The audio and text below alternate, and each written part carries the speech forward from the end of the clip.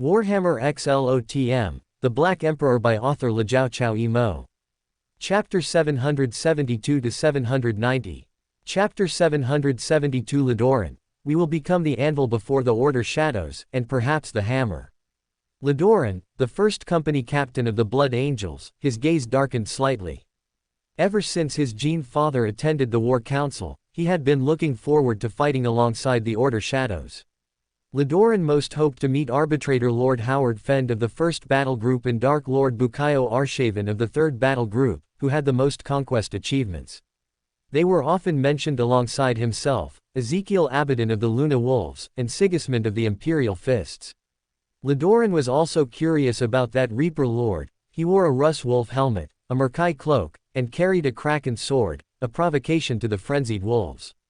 Open black lens bracket Thierry Vieira, a pure warrior, close black lens bracket. Open black lens bracket He defeated Akulduna, close black lens bracket. Lidoran's eyes suddenly lit up, even he was not certain he could defeat Fulgrim's champion. The 2nd Company commander of the Emperor's Children was never praised as a commander, but he was undoubtedly a transcendent swordsman. As a youth, before his augmentation, he had repeatedly defeated Teriel Collins, the ancient thunder warrior who taught him. Lidoran believed Abaddon, Sigismund, and Karn also had no certainty of victory against Akulduna.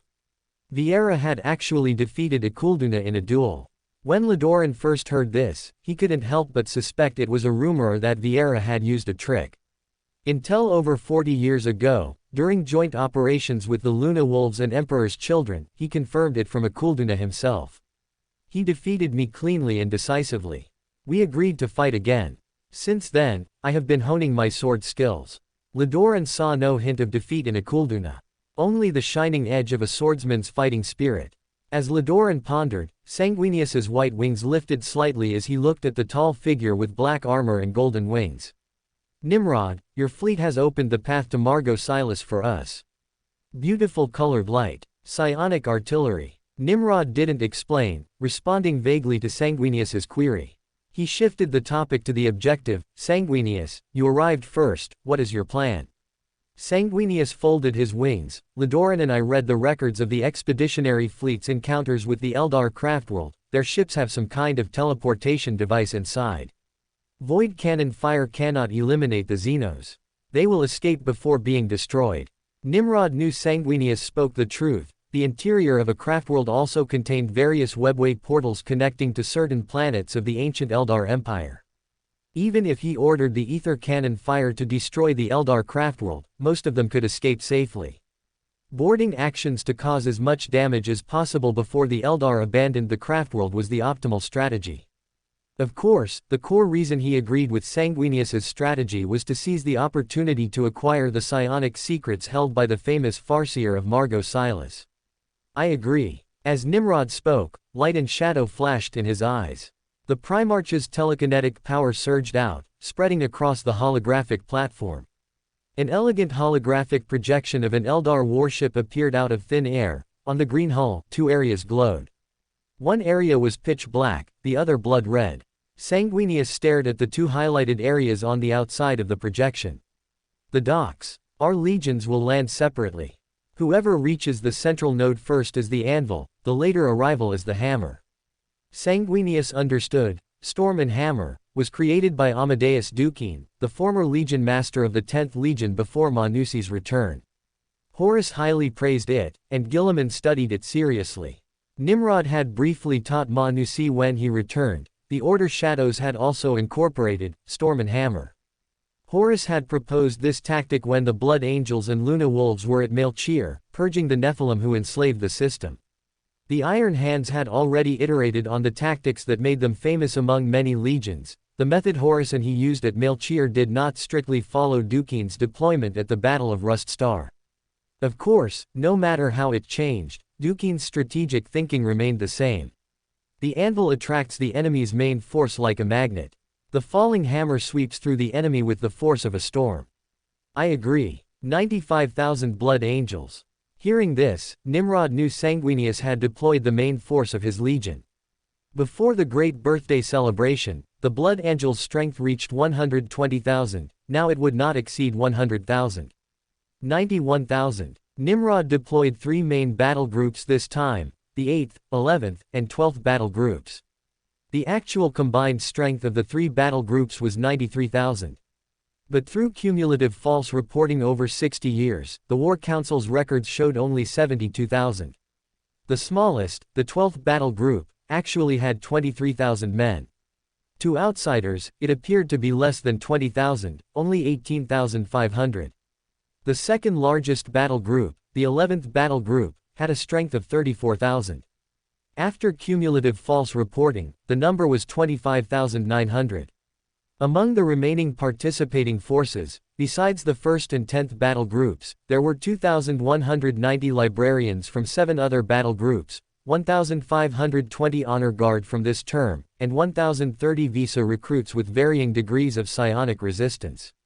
"I look forward to our meeting on the Craftworld," Sanguinius said with a smile. Although he was an ally of Nimrod, he had not yet met Nimrod in person. For most of the Great Crusade, Sanguinius had been expanding territory in the Typing Star territory with his close friend Horus. "I also look forward to that moment," Nimrod replied with a smile. Among his allies, he had followed Old Man Huang to Prospero to find Magnus and had conquered the Squat Alliance in the Galactic Core. He had also been to Shigoris to persuade the Swift Chagatai and invited him to the crusade against the Randan homeworld. Among the alliance, Sanguinius was the only one he hadn't met. Lidoran followed Sanguinius in exchanging greetings with the allies. His eyes swept over Pel Koscielny and William Wood, pausing briefly on the tall giant Thierry Vieira. After the holographic projection dissipated, Lidoran spoke to the Turning Angel. "The Blood Angels have more participating troops than the Order Shadows. We are more skilled in shock assault operations. We will become the anvil before the Order Shadows." His eyes flickered, his arm tightening around his helmet, and perhaps, the hammer. Sanguinius saw the fire of a warrior in his son's eyes, his wings unfurling with a snap. He lightly touched the ebony-patterned sigil of the hunter tribes on Lidoran's armor. "My first captain of blood. Your muzzle flash will roar on Margot Silas, and your blade will sever the heads of the Xenos, mad Farseer." Lidoran bowed, his helmet covering his resolute face. Chapter 773, Sanguinius, Azkaralon, First Blood. The elegant hull of the Craftworld Margot Silas burns fiercely. The massive spires of the Craftworld, like nest towers, tumble down wrapped in flames. The crystal domes burn with psionic fire, emitting a deep glow. Blood Angel's Pugio-class landing craft rumbled toward the target port. On the winged assault hammers of the Caestus assault rams, thrusters flash with bright yellow light. Sanguinius flies into the firmament, accelerating himself to terminal velocity. Behind him, snow-white feathers unfurl and explode outward, his massive wings extending in wide arcs, catching the air currents and riding them effortlessly. He wears no helmet, his heroic face filled with determination. Dazzling locks of hair flutter in the void as he roars out words of challenge. Sanguinius draws a strange red sword with a curved, barbed hilt, of the same origin as the sword held by his close brother, Horus, far across the galaxy.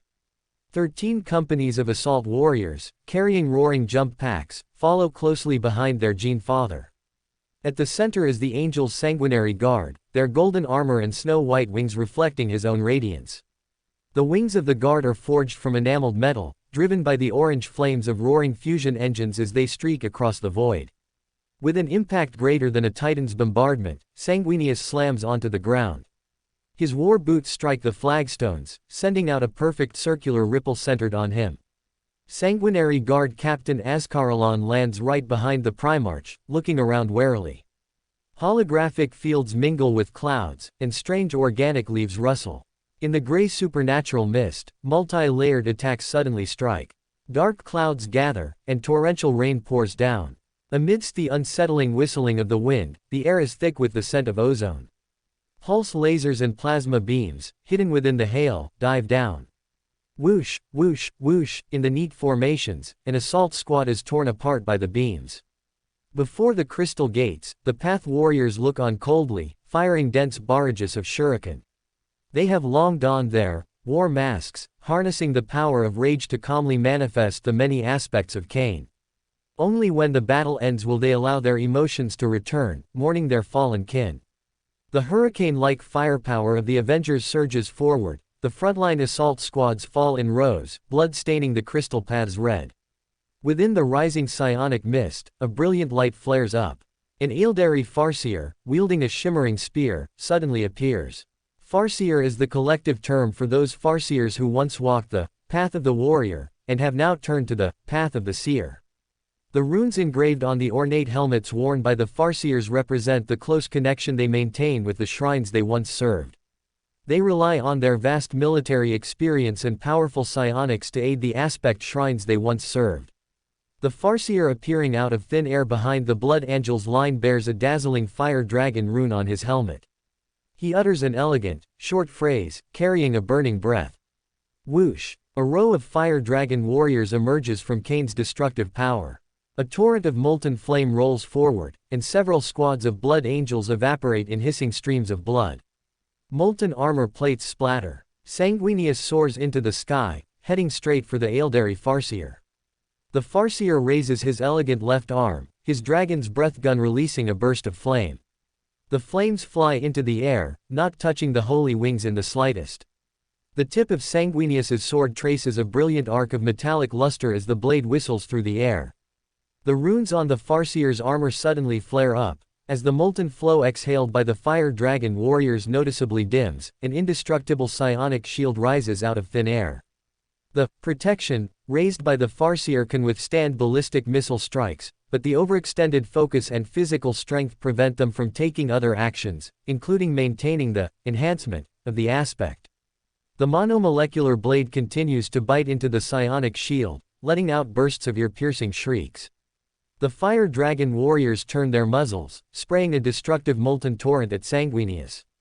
Whoosh! With a flap of his white wings, Sanguinius delivers a series of dense attacks around the Farseer. Streams of fire shoot past, never touching the white wings once. Boom! Amidst the explosion, the monomolecular blade cuts through the elegant armor, disemboweling the Farseer. Sanguinius withdraws his blade and nods to his honor guard. Each of their helmets is carved into the noble visage of their gene father, each is like a mirror of Sanguinius. Their ornate wrist-mounted bolters roar, sweeping toward the fire dragon warriors. Sanguinius flicks his wrist. Ascaralon, first blood. The weapon continues to slide in, the monomolecular blade biting into the Eldari Farseer's elegant armor. At the same moment Sanguinius personally slays the Farseer guarding the docks and the Blood Angels achieve a breakthrough, on the other side of the elegant craftworld. Boarding torpedoes streak past, knocking aside star cluster particles. Black Caestus assault rams follow closely behind, sand sliding across their hulls. Sasebo Tezuka's body is pressed into his seat by inertia suppression clamps. After returning to the 10th Battle Group as a corpse collector, he became a member of Lord Ramsay's honor guard. This time, he followed his battle brothers to the Siriaret system. After becoming a gravedigger, he and the battle brothers of the warband acted as a spearhead, launching an offensive against the docks to establish a landing zone. Sasebo Tezuka looks at the librarian Okafor opposite him. As a member of the Lord's Honor Guard, he knows that 530 librarians provide support for the warband. Ambush. A light flashes in, scrolls Professor, Okafor's ever open, eye of secrets, and he shouts a warning. The Caestus assault ram trembles violently. Urgent alarms echo in the cabin as anti-gravity coils shatter. The assault ram loses balance and crashes down like a broken kite. Boom! Snap! As the suppression clamps unlock, Sasebo Tezuka grabs a bedrock pattern bolter. Crackle! A heatwave strikes the gravedigger's cold body, and smoke fills the air. Just as Sasebo Tezuka is about to rush into the sea of fire, the sound of the Dun language rings in his ears. Freeze! A gray-black scroll slides past him, cast toward the streaks of crystal-clear light. The bursts of flame are instantly frozen. Scrolls Professor, Okafor walks past Sasebo Tezuka and is the first to leap into the chute. Sasebo Tezuka leaps out afterward. Before he even lands, a loud explosion rings in his ears. Rumble. He looks toward the sound and sees a figure standing in midair, surrounded by billowing winds. He holds high a force staff, the psionic crystal emitting a blinding light. Clouds stack up, and a bolt of silvery white lightning strikes from nowhere. Bang! In the explosion, the hazy holographic phantom is torn apart, and the Xenos, elegant hovering vehicle disintegrates into countless tiny electric snakes. Whoosh, whoosh, whoosh. Swooping hawks whistle in from the clouds as the winged Aeldari swooping hawk warriors dive down.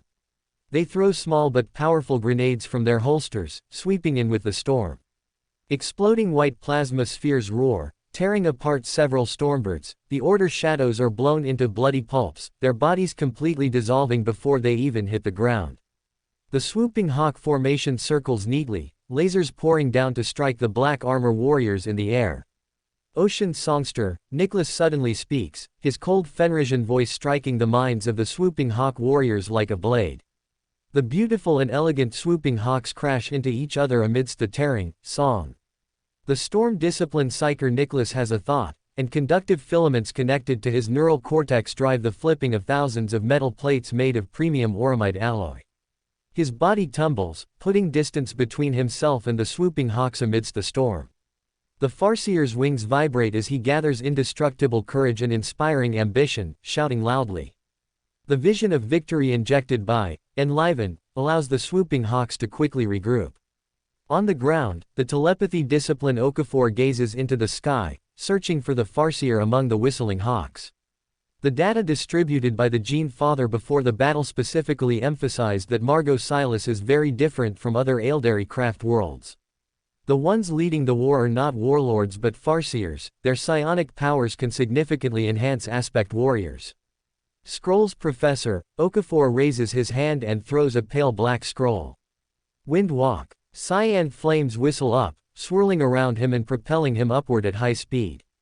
He ascends into the third level of the Magnus mindset, his consciousness rapidly spreading out. Boom. Okafor bleeds from his nose and mouth, he is completely overwhelmed in the psychic clash with the Farseer. The corners of his mouth turn up. Though defeated, he followed the psychic trail and locked onto the Farseer's position.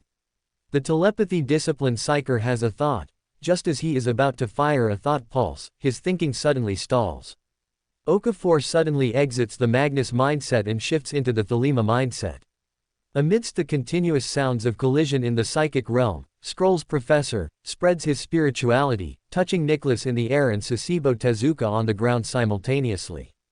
The hidden voice channel established by Scrolls Professor is not interfered with by the Farseer. Ocean songster, Nicholas's black hair flutters. As his hands weave, a hurricane is generated out of thin air. The whistling gale sweeps through the swooping hawks, tearing at their wings. Their speed suddenly slows down. Burn! Scrolls Professor shouts, throwing an orange scroll. Crackle! Amidst the explosion, a psionic shield surrounds the Farseer. In a series of bangs, the flames dissipate. Bang! An adamantite warhead whistles upward, piercing the ornate helmet. The Farseer's head explodes. Chapter 774, High Warden. Boom! The prismatic light of a psychic explosion erupted in Sasebo Tezuka's eyes.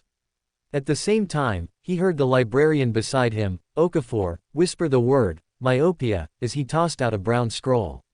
Open black lens bracket myopia, close black lens bracket. Before Sasebo Tezuka could voice his confusion, he felt a massive tremor beneath his feet. Amidst the rumbling roar, the crystalline path ahead surged with a brilliant light. The winding road rose and straightened like a giant serpent rolling over, stretching out through the air. A Farseer who once walked the path of the artisan, the Scrolls Professor, Okafor said, his face pale as his mysterious eyes reappeared. Sasebo Tezuka recalled the data provided by the Gene Father. Farseers were psychic experts among the craftworld Aeldari, a title for those walking the path of the soothsayer. The Aeldari's powerful psychic talent carried inherent risks even as they drew upon their power. All activities related to psychic energy were ritualized and used with restraint. This was the case with the Farseer they had just encountered. When using psychic spells, he focused on strengthening the aspect warriors and augmenting their combat power. But the Farseers were different. They actively drew upon the power of the warp to cast powerful psychic spells. Practitioners of the path of the soothsayer were the most dangerous of all Aeldari paths, so much so that there were very few Farseers on each craftworld. Everyone who stepped onto the path of the soothsayer had walked at least one other path, and usually several. No craftworld Aeldari would be foolish enough to try and control the power of the warp before they could control themselves. Margot Silas was quite different. they were known for their madness among the Eldari, with more of them choosing the path of the soothsayer to enjoy the potential released by their psychic talents. After a brief reflection, Sasebo Tezuka understood that the Farseer ahead had once walked the path of the artisan. His refined psychic power created an ensemble of physical forms and movement. Sasebo Tezuka suddenly felt a chill and immediately opened the Vox channel, shouting, "Evasive maneuvers." As he shouted his warning, a mountain crashed down. Sasebo Tezuka leapt backward. Shadow loomed over him. Sasebo Tezuka discovered in despair that he was still caught in the mountain's shadow, with no possibility of escape. Open black lens bracket my lord, I have broken my oath. I did not die in battle by your side. However, I am still fulfilling my duty to my father, close black lens bracket. Amidst his mix of guilt and honor, a robust figure suddenly flashed across his vision. Open black lens bracket Lord Pell, close black lens bracket. Pell Koshelny, the lord of the 11th battle group, landed on the ground, his obsidian eyes fixed on the Farseer wreathed in shimmering light. He raised both hands, and brilliant psychic light tore through the heavens, gathering atop the mountain he had shaped. As the Baron of Corruptions, spirituality surged forth, the Farseer's palm suddenly slipped. Blinding psychic light writhed like an electric dragon. The mountain rumbled, tilting at an angle. The deviation grew larger and larger. The Farseer's thoughts were twisted. Rumble. The crystalline dome shattered, and brilliant shards fell like rain. Crystalline paths collapsed, crushed into the ground. The mountain crashed inside the crystalline door instead of the dock area. The veteran, Briber, raised his bolter and pulled the trigger. Have a bolt shell. Bang. Amidst the roar, the powerful telekinetic shield condensed by the Farseer shattered. The Baron of Corruption did not stop, striding forward. Overflowing with spirituality, rings formed beneath his feet, rapidly closing the distance to the Farseer. As the Farseer leaned forward, his arms slid gracefully behind his back. Whoosh, whoosh, whoosh. On the other side where the mountain had fallen, crystalline roses flew up from the flower beds. The Farseer's arms snapped forward, and a sky full of crystalline roses spun and shot out. Brilliant light rose from the Baron of Corruption, condensing into invisible mirrors that swirled around him. Crystalline roses crashed into the shimmering, multi-prism, and were deflected. In an instant, the Baron of Corruption stepped across the generated, geometric, rings and arrived before the Farseer. The Baron of Corruption twisted his waist, muscles bulging as his arm swung, his fist whistling like a cannonball as it smashed into the Farseer.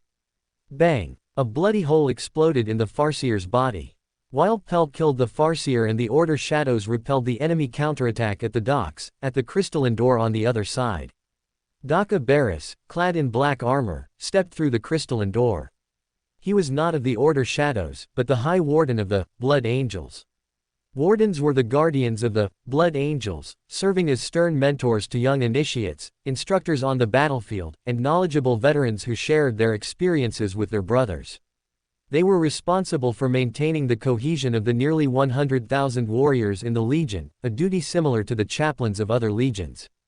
Barris's status was comparable to that of Erebus, the chief priest of the Word Bearers, and Pat, the chief priest of the Order Shadows.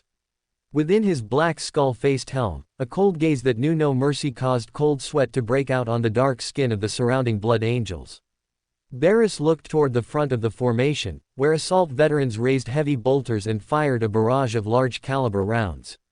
Boom, boom, boom. Storm Avengers were blown into balls of crimson fire one by one. A barrage of shurikens whistled through the air, tearing through the veteran initiates and the entire front row squad. A rain of blood filled the air, staining the ground red. Amidst the flames, the Avengers stood firm. A Farseer wielding biokinetics power used psychic energy indiscriminately to repair the bodies of the Avengers. Barris's gaze was cold as he stared at the Xenos among the crowd. It was precisely because of his presence that the Blood Angels were bogged down in combat. The bloody struggle for the crystalline door had already swallowed more than 400 battle brothers. I know all of you, Barris said loudly. The angel is behind us, he watches over us, ahead lies our glory. Follow in my footsteps. Barris raised his Crozius high. Although the Wardens still adhered to tradition, like many legions, they had accepted the weapons advocated by the Word Bearers. He pressed the activation rune, and the power Crozius surged with brilliant light. For Sanguinius and the Emperor. The Blood Angels roared in unison, following the High Warden as they charged into the enemy ranks. The Storm Avengers unleashed Cain's fury to their heart's content, as thousands of monomolecular discs tore through crimson armor, shredding the Blood Angels to pieces. Varus strode forward, stepping over fallen battle brothers as he swung the Crozius in his hand. Bang! Limbs torn apart in the exploding mist of blood were beyond the Xenos' power to repair. Varus led the charge, his Crozius whirling and dancing.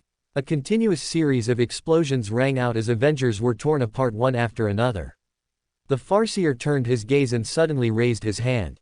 Varus's blood boiled throughout his body, and his muscles ruptured. The exploding mist of blood stained the High Warden's black armor red. Varus's gaze remained cold, and his movements did not slow in the slightest.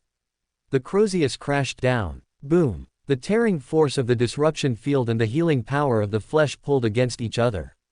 Bang! Varus raised his Archiatech pistol, and a brilliant beam of light shot into the writhing flesh. He swung the Crozius, and blood vessels burst. Boom! As the Farseer's body exploded into fragments, Varus knelt on one knee in pain, his black armor covered in blood. Chapter 775 Lidoran, Thierry, I raise a storm locally, but you become the anvil of the whole. After the Blood Angels secured a foothold in the dock area, 1st Company Captain Lidoran deployed the old 200 companies into 3 battle groups to launch an attack. When Sanguinius accepted his hot-tempered scions, to resolve the Legion's thirst for bloody violence, he, like Nimrod, coincidentally brought a sense of order to the Legion. The reorganized Blood Angels had 200 companies. The Angel announced the rebirth of the Legion to rebuild order, with each company having about 300 warriors. Now, the number of companies is constantly growing, exceeding 270. The number of warriors in a company is not just 300, some companies have nearly 500 battle brothers. Sanguinius gained inspiration from the Luna Wolves. He would temporarily form battle groups of varying sizes according to the needs of the warriors. The best among his scions, Warband Master Lidoran, was particularly skilled in this aspect. The Warband Master deployed 70 companies on each flank. As they spread out to cover the node areas confirmed by the Librarian team leading from the dock area, he decided to lead 60 companies himself to strike directly at the node. Before the raid was launched, Lidoran followed custom and summoned the company commanders. He took a tall, narrow chalice from a metal box. It was cast from black oxidized metal, its outer surface densely covered with a layer of shallow, tiny spikes. The tips of the spikes were all hollow. After all the company commanders removed their right-hand gauntlets, Lidoran picked up the chalice with his bare hand and gripped it tightly. Sharp spikes pierced his tough palm, drawing blood. Lidoran handed the chalice to the company commander beside him, then passed it to the next. The spikes were soaked with the blood of 60 company commanders, and the cup became heavy with the liquid it held. Finally, Lidoran took back the chalice. He put on his gauntlets, and the others acted simultaneously, the ceramite clicking shut. The 1st Company Captain's index finger swirled the mixed blood of the 60 company commanders and made a mark on each of them. On the right wing of the Blood Angels Legion emblem, the wing blood dropped, a ruby blood bead with wings, he drew a red line. The Terra descendants were unwilling to call Legion customs rituals. Such religious behavior was strictly forbidden by the Emperor when he taught them. They viewed it as a tradition, a pre-battle routine. Before the Burning War, this was part of Baal's culture. By sharing blood before battle, with every warrior marking their armor with blood, the oaths between battle brothers were reforged and strengthened. They all originated from the same bloodline. Our blood brothers have spread their wings, Lidoran shouted in a deep voice. They are the anvil. We are the hammer, we are the storm, and we will crush the enemy. Lidoran was full of confidence. The Blood Angel's swift raid would tear through the enemy lines, leaving the Order shadows a field of alien corpses. The company commanders put on their helmets, and with a soft hum, the emerald lenses activated. Various icons and signals were transmitted to their cerebral cortexes through neural interfaces. They commanded the warriors of their squads to complete the blood ritual under the witness of the Watchers. Lidoran's battle group loaded their bolters, ready to deal death. They strode onto the Eldar's elegant avenue, the heavy thud of magnetic boots echoing, runes flashing rapidly within their lenses. 4 o'clock, the battle group on the right flank has lured out those Xenos hidden in the psionic mist. Tear them apart. For Sanguinius and the Emperor. While Lodoran gave orders through the main Vox array network, he suddenly broke into a run. He threw a crack grenade, raising a storm. The grenade whistled into the Eldar array and exploded in front of a Farseer. As the shield vibrated, the bolter rounds fired by Lodoran grazed the surrounding Avengers and struck it precisely. Boom, boom, boom. Lodoran's battle group joined the fire strike, the chorus of explosions rising continuously, overwhelming the storm of Kane's revenge. Grenades, Lodoran shouted, impact mode. The frontline assault squads of each company synchronized their movements with the first company captain. They pulled drum-shaped objects from their belts, ready for action. Grenades spun through the air, crashing among the Avengers. The Blood Angels raised their chainswords and other weapons to block the multi-layered magnesium light from the explosions. A series of thunderous blasts echoed as the entire group of Avengers, along with the Farseer, blew apart. Enemy attack. Just as Librarian Kano's warning sounded on the Vox channel, streaks of fire meteors fell from the sky. 6 Farseers rose, surrounded by streams of flame, hellfire spewing from their eyes. Margot Silas's Farseers released torrents of molten flame without hesitation, showing no regard for the evil gods who eternally hunted their souls. The molten flows in the sky converged and poured down in a rolling mass. The Librarian team collectively raised their force staves, propping up an invisible barrier. Boom, boom, boom. Explosions echoed, and the ground shook violently. Blinding light stole the Blood Angel's vision. The wildly raging molten flow overwhelmed the barrier of reason. The psychic hoods of 3 Librarians suddenly burst into flames, and meteor bones scattered. The destructive molten flow tore through the psionic barrier and exploded in the center of Lodoran's battle group. Hundreds of Blood Angels were incinerated to ash, leaving empty holes behind. Librarian Kano didn't need to check his lenses to feel the pain of his battle brothers being melted by psionic flames. He stared coldly at the Xenos Psychers in the sky, who were releasing psionic power recklessly. He would not be like that. Psionic power wielded with precision was like a bolter or a sharp blade. He was not frenzied, but deadly and precise. Kano's consciousness spread out, nudging Lodoran's mind. First Company Captain, attack. Boom. As Lodoran aimed at a Farseer, Kano swung his force staff at the same time. Bolters roared, and psionic crystals shone. The bolter rounds flared with a brilliant light. Bang! Adamantium-tipped rounds whistled upward. Crackle, crackle. Amidst a series of piercing explosions, the bolter rounds penetrated the fire shield and slammed into the Farseer's head. Boom! The Farseer's head exploded. While the Blood Angel's Librarians pushed Lodoran's battle group toward the psionic node, the Order Shadow's 8th battle group took over from the 11th battle group and launched a full-scale offensive. Guardian Thierry Vieira strode forward, wearing the Saturn pattern Terminator prototype. He was even faster than the Warriors in Mark II power armor. He charged at high speed, crashing into the Windrider array. After he became a Guardian, the blade reforged for him by Master Swordsmith Kase, which he had worn for nearly 60 years, could already radiate psionic light when activated. A flash of leaping colored light, and the Windriders and psionic jet bikes were blown into a pile of scraps. Whoosh, whoosh, whoosh. 3 Windriders whistled through the wind, leaving afterimages in the eyes of the Order Shadows as they directly attacked the black armored monkeys. Guardian Thierry spun his blade, a brilliant light sweeping through the shadows. Bang, bang, bang. Amidst the explosions, Thierry suddenly turned around. Shimmering mist drifted, and the crystal dome emitted a faint glow. Fire meteors fell out of thin air. The Warlock, Librarian's Eye of Secrets detected the attack obscured by the psionic mist before the surrounding battle brothers. The Warlock suddenly raised his hand and threw a large handful of Kraken iron scale powder mixed with ground black basalt. Bang, bang, bang. Amidst the explosions, the molten torrents crashed onto the force barrier like a waterfall. The Warlock's face grew paler. Even with the power bestowed by his father, he could hardly match the 7 Farseers hidden in the psionic mist who were launching a joint attack.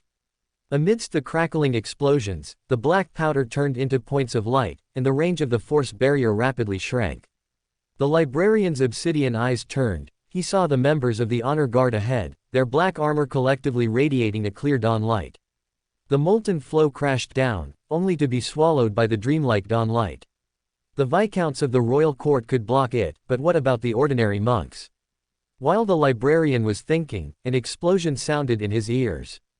Guardian Thierry whistled past him, entering the 4th Company's line.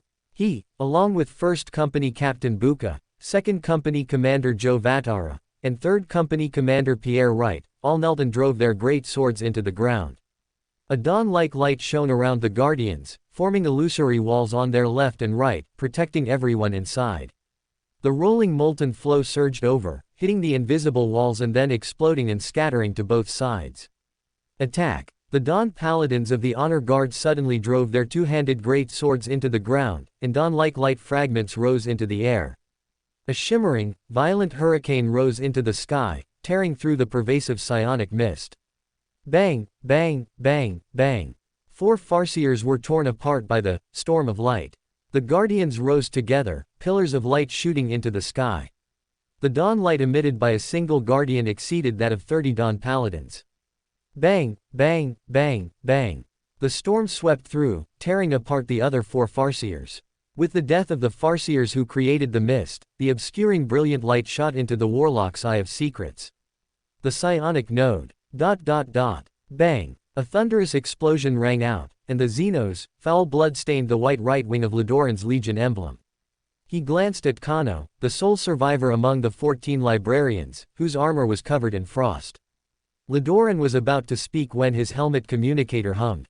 After silently listening to the report from the Allied forces, he looked into the distance in silence. Open black lens bracket Thierry, you are one step ahead of me. I raise a storm locally, but you have become the anvil of the whole. Close black lens bracket. Lodoran was about to issue a gathering order to support the Allied forces when the communicator rang again. After listening to the message, he said to Librarian Kano, who had walked up to him, "They are here. Welcome to Fanfic Audiobook, your go-to place for immersive audiobooks. If you enjoy the content, don't forget to like the video and subscribe to our channel for more amazing stories. And please support the author by link in description." Chapter 776, Primarchs descend, golden wings and pure white wings shine in harmony. The arrival of 23 black ships spread rapidly through the main communication networks of the Order Shadows and Sanguinius. The Emperor's Talons, the Sisters of Silence and the mysterious Vexation cult, arrived together. Margot Silas's atrocities in destroying human worlds within the star system stirred the Emperor's memories of the long old night. He would never tolerate the cruel atrocities of the Xenos. For the first time, the Warlord-class Psyker Titans of the Vexation cult truly stepped onto the battlefield. At the same moment the 3 Warlord-class Psyker Titans, bearing the Emperor of Mankind's wrath, landed on Margot Silas, the 8th battle group of the Order Shadows, launched an attack on the midpoint connecting the 2 docks of the craftworld. The Far Seekers, who had once walked the path of the artisan, had established a vast psychic array here. Above the shimmering crystal dome, stars were embedded one by one. Psychic runes densely covering the ground surrounded the 6 psychic arrays, frantically drawing energy from the warp. A multicolored, misty light twisted the rays into shimmering rainbows. The blade in Thierry Vieira's hand spun, tearing apart 5 Avenger. He suddenly had a feeling and turned to look. Streaks of lightning tore across the sky as an elegant, massive Aeldari construct strode forth. The elegant form of the Xenos construct was full of artistic flair, its creator's exquisite craftsmanship a delight to behold. Its extraordinary body was far taller than an Imperial Knight, and its graceful form made even Imperial Titans appear ugly. Wraith Knight. Thierry shouted a warning through the comms array, alerting all Order Shadows. The Gene Father had emphasized this type of Aeldari construct in the pre-battle intelligence. A Wraith Knight required at least a pair of Aeldari twins, their psychic connection far stronger than that of their kin. They could sense each other's distance, emotions, and even thoughts. If one died, the surviving twin would usually fade away in grief. Often, the soul of the deceased would then be transferred into the Wraith Knight, and the living twin would enter the cockpit, falling into a permanent trance. Father also mentioned that the best way to bury the dead was the spirit stones of the Aeldari's lost homeworld, the Croneworlds. Before they found the best method, they would bury triplets, or even quadruplets, to pilot the Wraith Knight through a deeper connection. Thierry had no doubt about the Black Emperor's foresight regarding the Eldari, including his prophecy that it would take 3,000 years for them to find spirit stones and build stable Wraith Knights. As the Guardian shouted his reminder, his obsidian eyes lit up with a dawn-like glow, gazing at the white cockpit. An Eldari enveloped in light. Two dim, lifeless bodies, wrapped in a ghostly glow. One living, two dead. The ghostly light shimmered. The Wraith Knight took a single step to stand before Thierry, its shimmering ghostglaive whistling down in a slash. Thierry was about to drop to one knee and use guard to withstand the blow when he suddenly sensed something. His bent knee abruptly straightened, and his body sprang up. The Black Emperor had decreed that members of his court must not reveal obviously anomalous Beyonder abilities in front of allies unless their lives were threatened. Whoosh! The ghostglaive slashed through empty air, striking the ground. Boom! The ground trembled violently, splitting open into a great rift. Lidoran, first company captain of the Blood Angels, watched the battlefield from afar. The massive Xenos Titan's greatsword crackled with thunderous light. Thierry was taller and more robust than any Astartes, yet facing the Xenos Titan, he was like a tiny child confronting a towering monster. Yet, this child leapt and bounded through the storm of thunder and steel, narrowly avoiding each attack. Swish, swish, swish. Three figures in black armor leapt out. Their glowing blades struck the elegant, slender leg bone. Thud, thud, thud. The leg bone, massive as a boulder, slammed down, causing the Xenos Titan's body to sway. Open black lens bracket powerful, close black lens bracket. Lidoran glanced in astonishment at the three black armor warriors. Though smaller than Thierry, they were far more massive than the other Order Shadows and Blood Angels. He barked an order, attack. Lidoran's warband opened fire. A disciplined barrage of shells blanketed the sky, raining down on the Wraith Knight. Librarian Kano strained to raise his force staff. Lidoran's blade immediately flared with light, and the stream of bolter shells he fired also became imbued with a shimmering radiance. Lidoran charged forward, the stream of bolter shells he unleashed precisely sweeping toward the Xenos Titan's face.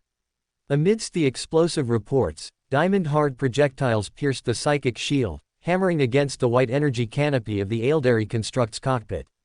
A web of cracks spread. The entranced living twin was jolted from its grief. Its arm, slender as a spear, lifted with fluid, lifelike grace. Its movements, like the swinging of its greatsword, were unlike the so-called perfect union of consciousness and mechanical body achieved by Imperial Titans, their motions crude by comparison. Every molecule of it was an intrinsic part of the construct, forming a living, cohesive whole. Lidoran arched his back, his power pack nearly scraping the ground. A shrieking hail of death swept past, crashing into the first company. 42 battle-hardened Blood Angels veterans perished in the deafening roar of shattering ice crystals. At the last moment, Kano raised a protective shield. He was sent flying with a thud, tumbling across the ground. A string of runes flashed across Lidoran's visor. The familiar names stung his eyes. With a roar, a surge of power suddenly welled up within him, forcing his body to stand upright. Lidoran raised his blade high and slashed out with a whistle. Thud, thud, thud, thud, thud. Lidoran, Knight Lord Thierry, 1st Company Captain Buka, 2nd Company Commander Joe Vatara, and 3rd Company Captain Pierre Wright, 5 shining blades struck the construct's right calf simultaneously. Boom! Fragile ceramic plates of unknown material shattered, and the construct's calf suddenly buckled. Lidoran's eyes lit up. He was about to circle behind the Xenos construct to attack in concert with Thierry and the others. Whoosh! A vast shadow enveloped him.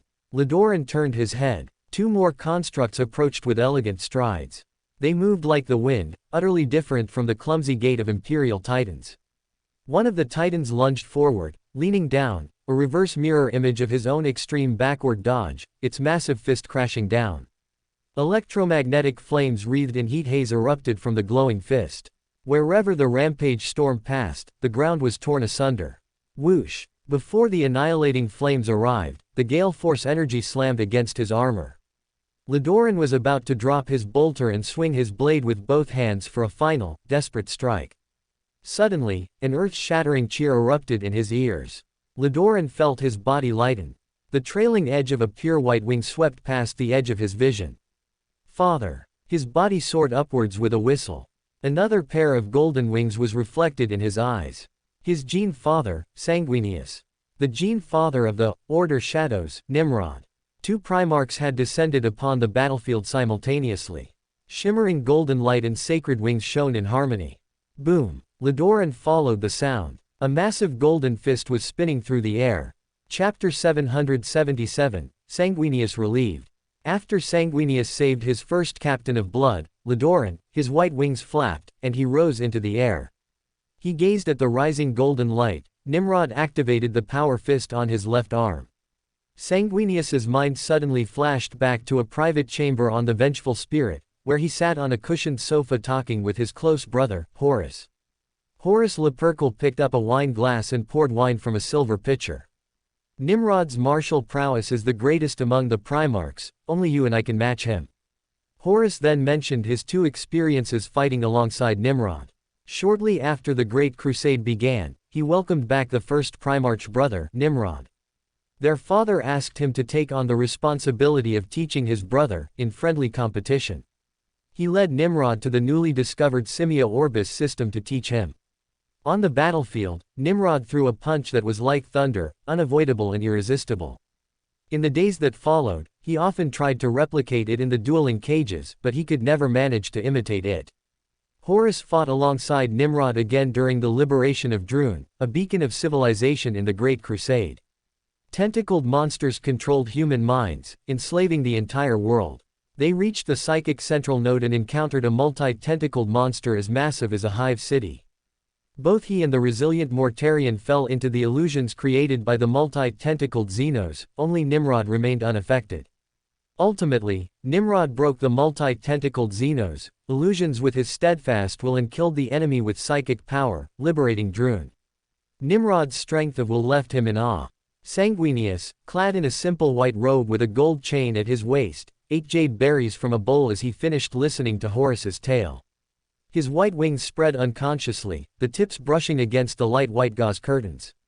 He then discussed with Horus how Nimrod had defeated Ferrus Manus and Leman Russ. Russ had bravely fought the second Primarch, yet Nimrod had defeated him twice. Ferrus, considered one of the best among the Primarchs, was also defeated cleanly by Nimrod. From scattered bits of information, they deduced and further verified each other's thoughts. Sanguinius pulled back his thoughts and looked curiously at the rising golden light. In Horus's private training cage, he had witnessed Horus demonstrate the punch, and the punch he reconstructed in his mind now overlapped with the one he saw. The punch Nimrod swung out struck that slender arm in a way the Eldari Titan could not evade. His fist slammed unstoppably into the shimmering force field. Boom! The golden light tore through the shield and crushed the slender arm. His mangled arm spewed fire and smoke, the long limb exploding violently as charred ceramic shards poured down. The magnificent Xenos war machine shook violently. Whoosh! The elegant Xenos mechanical body tilted, and the other spear arm twisted. Killing light continued to gather, and the distorted, ear-piercing screech grew higher. The blinding radiance of a sun surged forth, and wherever the raging wave passed, the surrounding ground melted into glass. Nimrod's body slid, his golden wings folding in front of his chest. The surging torrent slammed into the golden wings. Sanguinius gazed at the golden wings and suddenly felt a weight lift from his body. Since he had first opened his eyes in the gestation pod and discovered with alarm that he had wings on his back. From that moment on, there had always been a heavy mountain in his heart. After returning to the Imperium, he found that none of his other Primarch brothers were like him, not even Horus.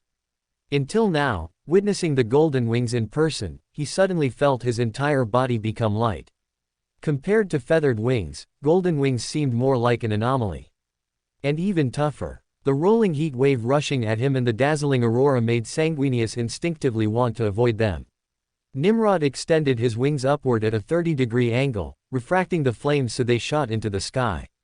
Although Sanguinius didn't think his wings had the defensive power of Nimrod's golden wings, they had their own unique advantages. The snow-white wings on his back flapped with a roar as he lunged toward the one intact Xenos Titan among the three. Golden ripples suddenly wavered and attacked directly. Sanguinius's wings rotated, spinning like a windmill. The golden light spewed from the Eldari Titan's slender cannon barrel hissed through the air, grazing the spinning wings. Sanguinius held his blade high. The curved, barbed, exotic red sword erupted with shining light. Amidst the roar, the shining light sword spun upward. The crystals of the ghostglaive crackled and popped, and a dense mist spread. As the smoke drifted, 3 white feathers floated down. Sanguinius deftly avoided the incoming strike, slid to the side of the Wraith Knight, and thrust the red sword forward. Ribs shattered, and fragments flew. The surging waves fired by the Wraith Knight's sun cannon billowed and drifted. The spinning ghostglaive crackled and wavered. His rapid offensive repeatedly missed. Sanguinius circled the Aeldari Titan, a bright arc gleaming with metallic luster. In the midst of the explosions, the blade tore through the psychic field, repeatedly biting off fist-sized fragments. Suddenly, a piercing screech rang out. The 3 Aeldari Titans roared in anger simultaneously. Sanguinius followed the ghostly fire rising from the Aeldari Titan's mask and looked at the blue-white blade held firmly in Nimrod's right hand. Open black lens bracket. The Aeldari Titan loathed the blade in his hand. Close black lens bracket. The 3 Aeldari Titans uttered 2 words simultaneously, yet they were spoken by 9 souls. The dazed Xenos' minds all converged on the black-armored, golden-winged monkey. Their elegant bodies trembled with disgust, viewing the one holding the blue-white blade as a loathsome insect. Sanguinius had mastered nearly 1,000 words in past battles with the Aeldari, but he only recognized one word as blasphemy, yet he felt completely unfamiliar with the word itself. Neither the root nor the prefix or suffix. Nimrod, however, understood the word they uttered, Val. The psychic blade he had drawn was indeed the Val's sword. The 100 swords of Val personally forged by the Aeldari smith god Val himself. With Sanguinius nearby, he did not use the obviously anomalous Sword of Dusk, but instead used the Val's sword. The tilted Wraith Knight suddenly rose, letting out a sharp screech and spewing a hail of death. The one-armed Wraith Knight's slender arm rotated, its spear angrily aimed at the black-armored monkey who had desecrated the artifact. Mentor of Disorder, Nimrod took a step forward and appeared out of thin air above its elegant head. Light and shadow flickered in the Primarch's eyes as the blue-white blade spun out. Boom! The elegant head shattered. The interior of the crystal head exploded, and disintegrated bone-like material drifted down. The elegantly curved head exploded violently, and the magnificent machine shattered into shimmering fragments amidst the roar of destruction. Lorger looked up at the fragments falling like a rainstorm, clattering as they hit the ground in a series of crisp rings. He and Thierry Vieira had already discovered they were far more powerful, swift, and terrifying than warlord titans. Titans were called god machines. Aeldari Titans seemed even more deserving of the title, gods of the battlefield. Lord Nimrod actually smashed its arm and split its head with a sword. Open black lens bracket. Lord Nimrod is actually so powerful, close black lens bracket. Lorger looked up at the majestic figure in the sky, the fire sliding off the golden wings shining brightly. Nimrod's body slid as he looked toward Sanguinius. The skirmishing Sanguinius suddenly lunged forward, his blade erupting with red light. Nimrod's obsidian eyes flashed, the sword tip thrust out, biting into the elegant wrist. Open black lens bracket. It was as if the Wraith Knight had proactively offered itself for Sanguinius to attack, close black lens bracket. Precognition. Although Sanguinius only fully accepted his prophetic abilities after the Battle of Cygnus, he had already foreseen the Wraith Knight's actions and could win the victory. Nimrod recalled that during the defense of Heliorit, Sanguinius had destroyed a Wraith Knight, and then he lunged straight toward the one-armed Aeldari Titan. A hail of death hissed through the sky. With a flap of his wings, his body spun to evade. Amidst the sharp whistling, streaks of ghostly light from the heavy wraith cannon shot forth. The muscles of the Mentor of Disorder twitched violently, his left arm contracted as if collapsing, while his back and right arm expanded. The 5th, 6th, and 7th layers of the armor Ferrus Manus had forged for him slid accordingly. The Primarch's massive body twisted and spun like a paper man as the wraith shrapnel grazed past him. As the Mentor of Disorders, right arm suddenly contracted, his waist and back twisted, and he smashed toward the Colossus's head. Bang! Amidst the explosion, shiny ceramic shards scattered. Nimrod flapped his wings and rose, looking toward Sanguinius's battlefield. He clearly accelerated the frequency of his attacks, the sword tip drawing bright arcs with metallic luster, biting off piece after piece of ceramic. Cobwebs spread across the Wraith Knight, and cracks covered its elegant form.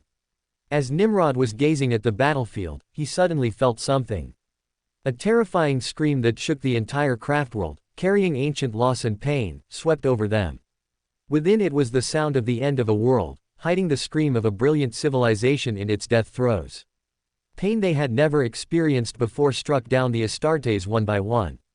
The psychic scream struck directly at their souls, and various illusions scorched their minds. Bang, bang, bang. The blood angels fell in heaps amidst the savage screaming, kneeling on one knee in pain, their bodies trembling. Lidoran leaned on his sword to steady himself.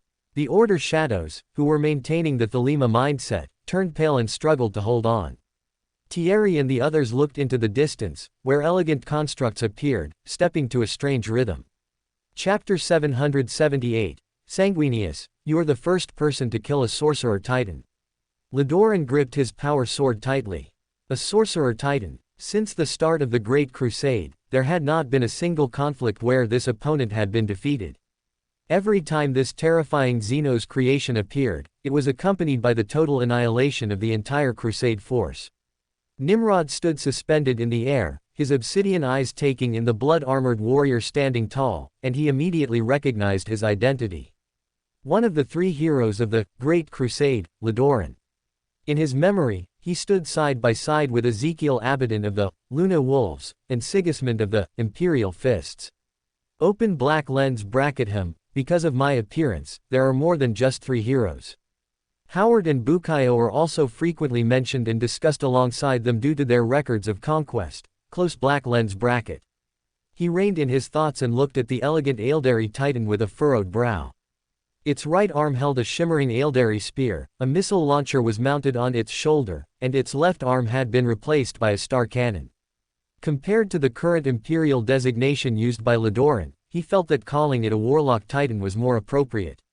What was entombed within the Titan were not Aeldari triplets linked in life and death, but powerful Farseers. They retained all the power and combat instincts they had while alive. After taking control of a perfect body made of wraithbone, their formidable power was amplified to a terrifying degree. The Primarch's consciousness expanded, and he immediately sensed powerful, bound souls more than 30 kilometers behind him.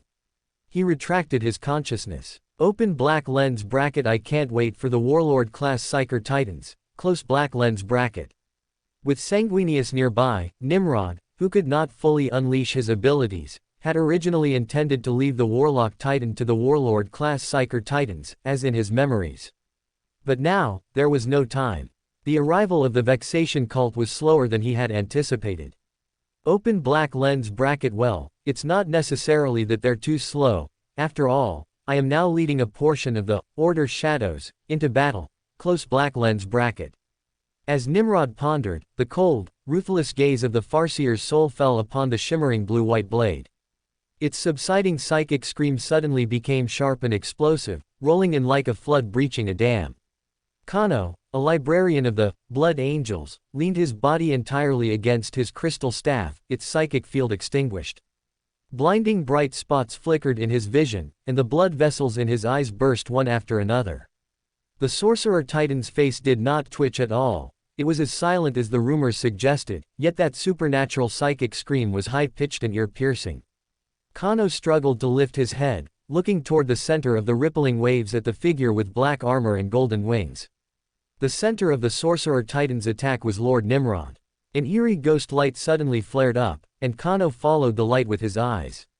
A strange halo rose from the Sorcerer Titan, and the missile launcher on its left shoulder lit up with a fierce radiance like a dozen gathered stars.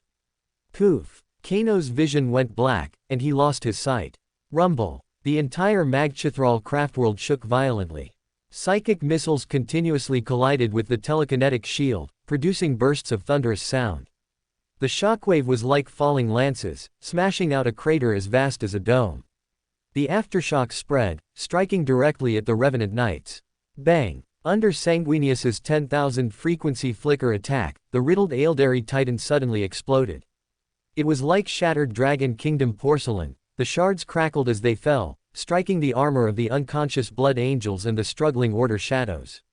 Sanguinius flapped his pure white wings, gliding on a hurricane before suddenly soaring upward toward the Sorcerer Titan. He wanted to fight side by side with Nimrod to defeat the terrible Xenos Titan. As the light on the Warlock Titan's shoulder dimmed, it suddenly raised its left arm. Eerie starlight scattered across the sky. Sanguinius's body suddenly felt a chill, and his white wings pulled him up at high speed. The starlight swept in like a ribbon of silk. Sizzle, over a dozen sacred feathers burned to ash. The golden armor turned dull and listless. As the soft starlight fell, 13 blood angels who had been knocked unconscious by the psychic scream and 4 staggering order shadows were completely erased, as if they had never existed. Ceramic-like fragments swirled around Nimrod like a wreath, condensing into layers of shields to envelop him. Bang! As the Wraithbone armor shattered, light and shadow flashed in the Primarch's eyes.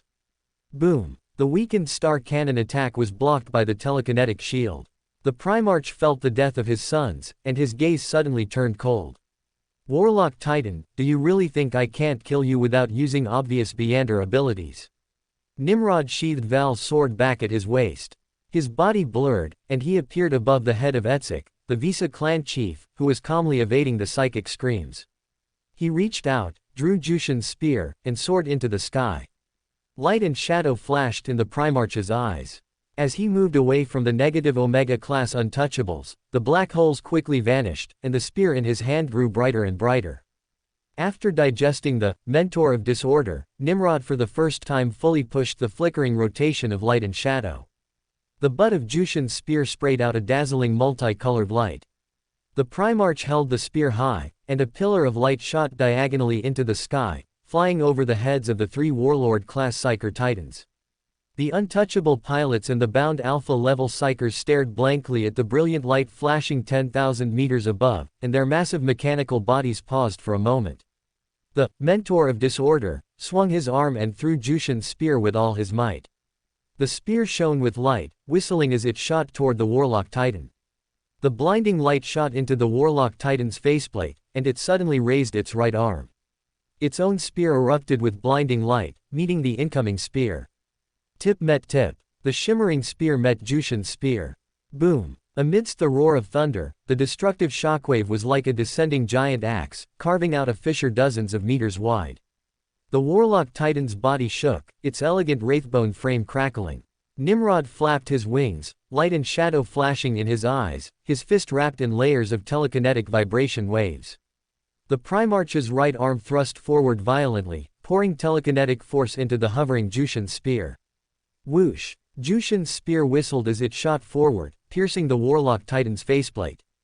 Boom! The Warlock Titan exploded violently. Jushin's spear slammed into the ground. The invisible scream dissipated, and Lodoran looked into the distance. The disintegrated elegant bones were ground into dust, trickling down. The shimmering crystals burned into molten glass, dripping down. The terrifying sorcerer Titan had been destroyed, as if it had never existed. Sanguinius flapped his white wings, watching the black-armored, golden-winged figure suspended in the air. He stared for several seconds before slowly flying toward Nimrod. The golden-armored figure with white wings approached the black-armored body with golden wings. Nimrod, Lupercal often praised your transcendent martial prowess. Seeing you now, you truly live up to the name. You are the first person to kill a sorcerer Titan, this will surely be sung of. Nimrod spoke with a smile, neither arrogant nor overly humble. This relies on Jushin's spear, forged by the Emperor.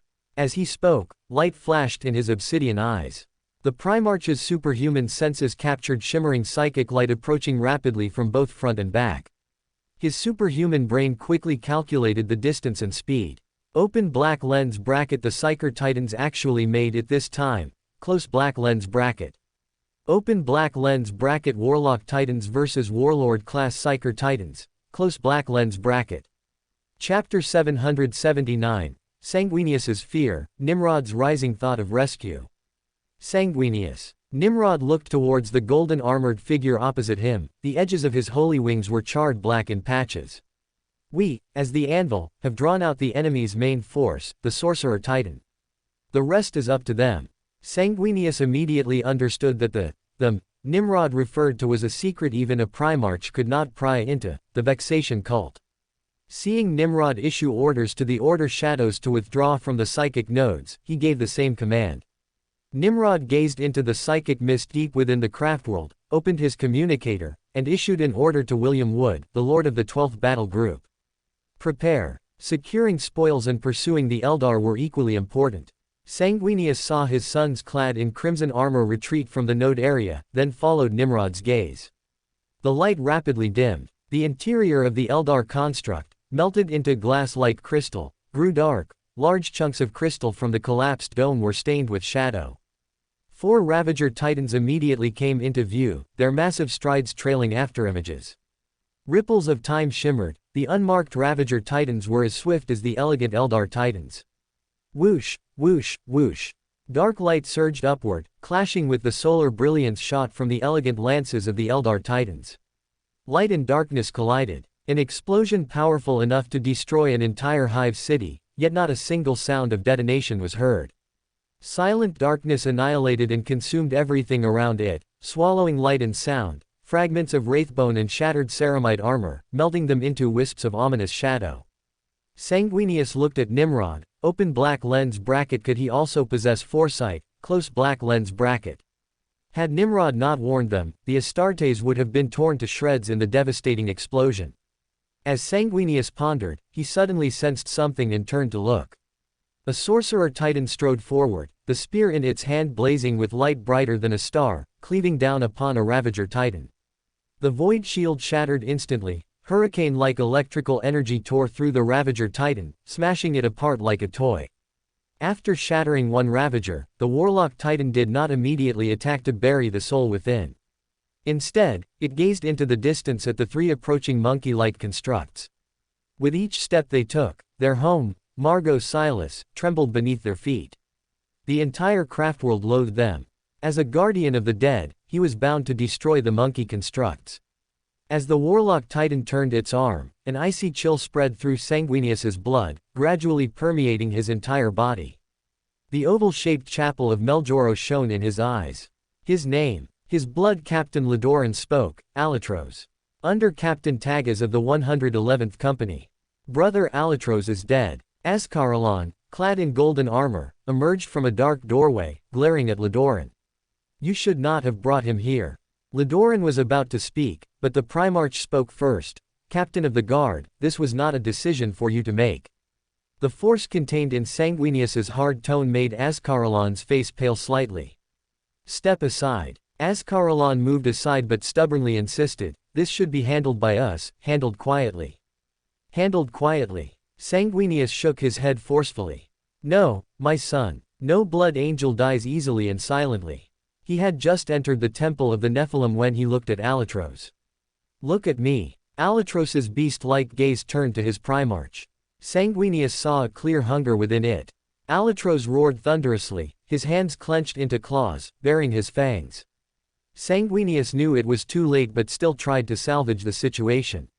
He reached out. My son, take a step back. Turn back from the abyss, return to us. I will save you. Alatros blinked as if hearing alien speech. My fault, Sanguinius began.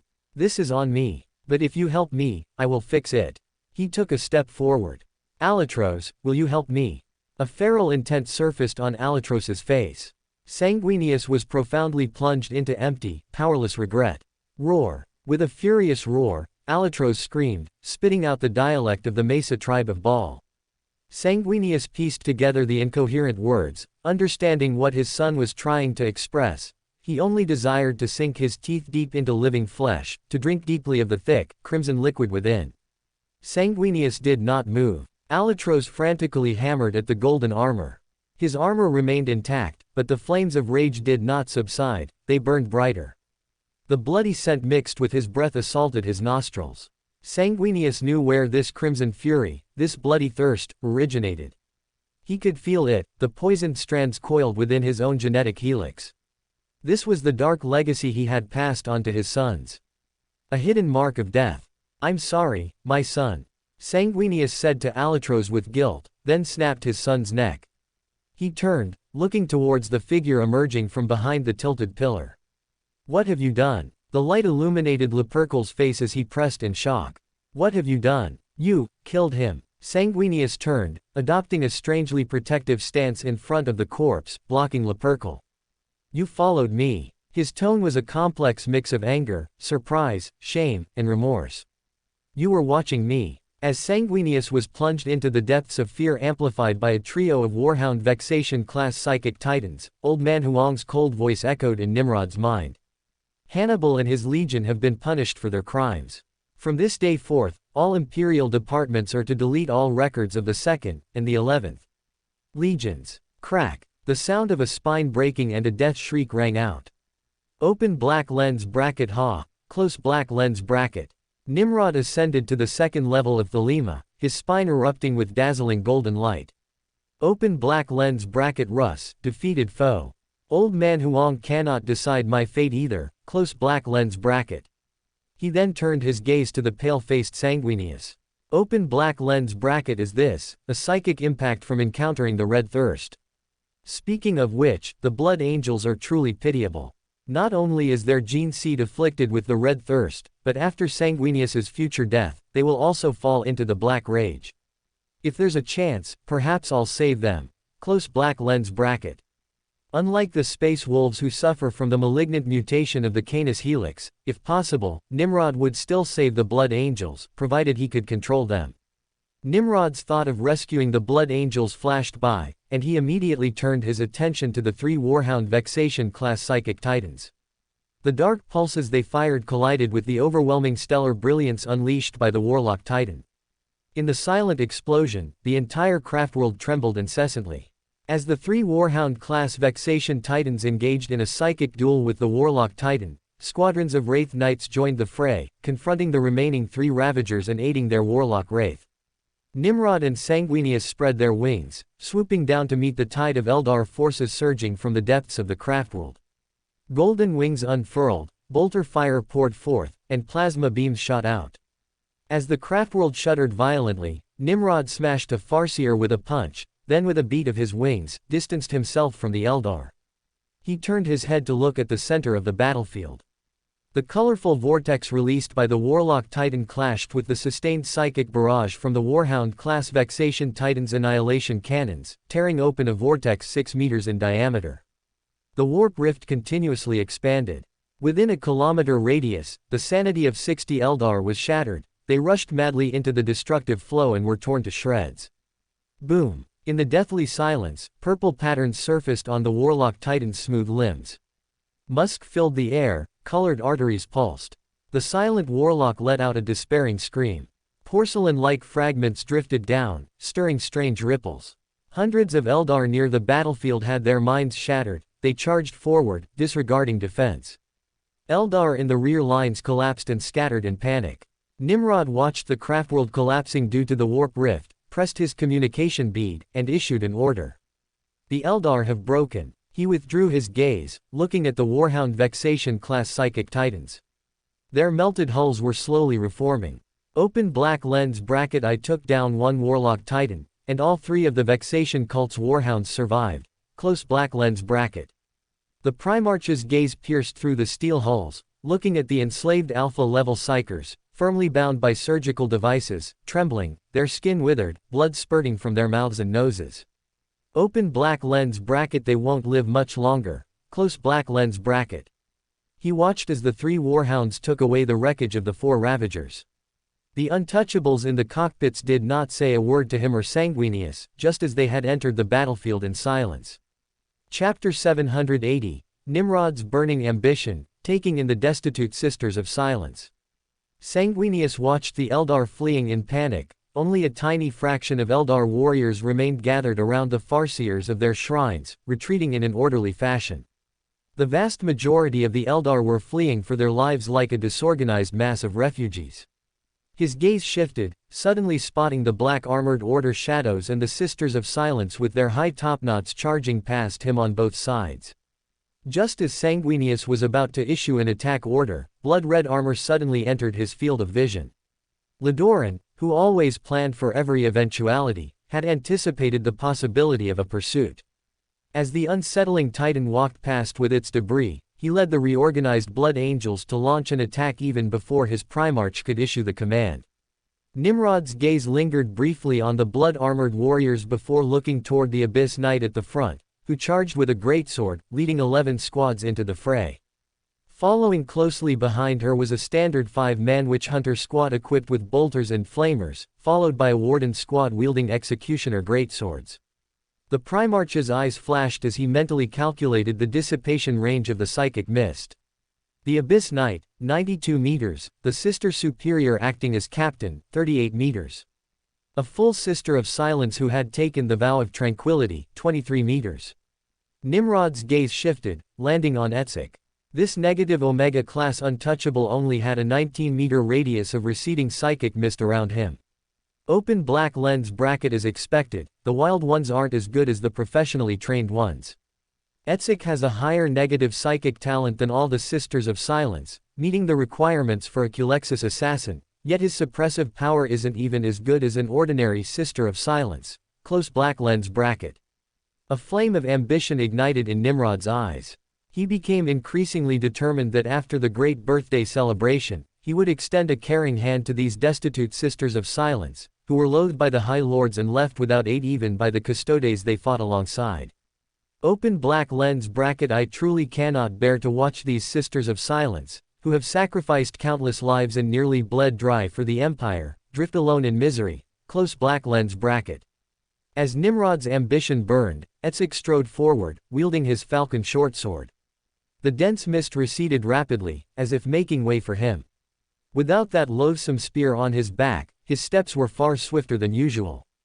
Following his instinctive revulsion, Etzik caught up to his first group of hunting targets.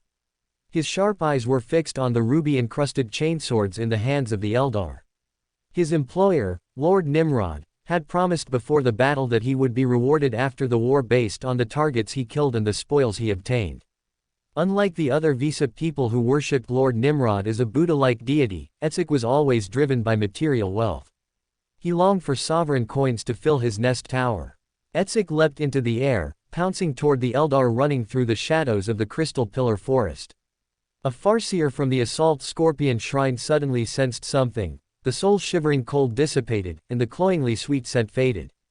He knew this meant that the great enemy of the Eldar, the Lady of Thirst, had lifted her wicked claws. The Farseer slowed his pace, just about to search for nearby exiled kin.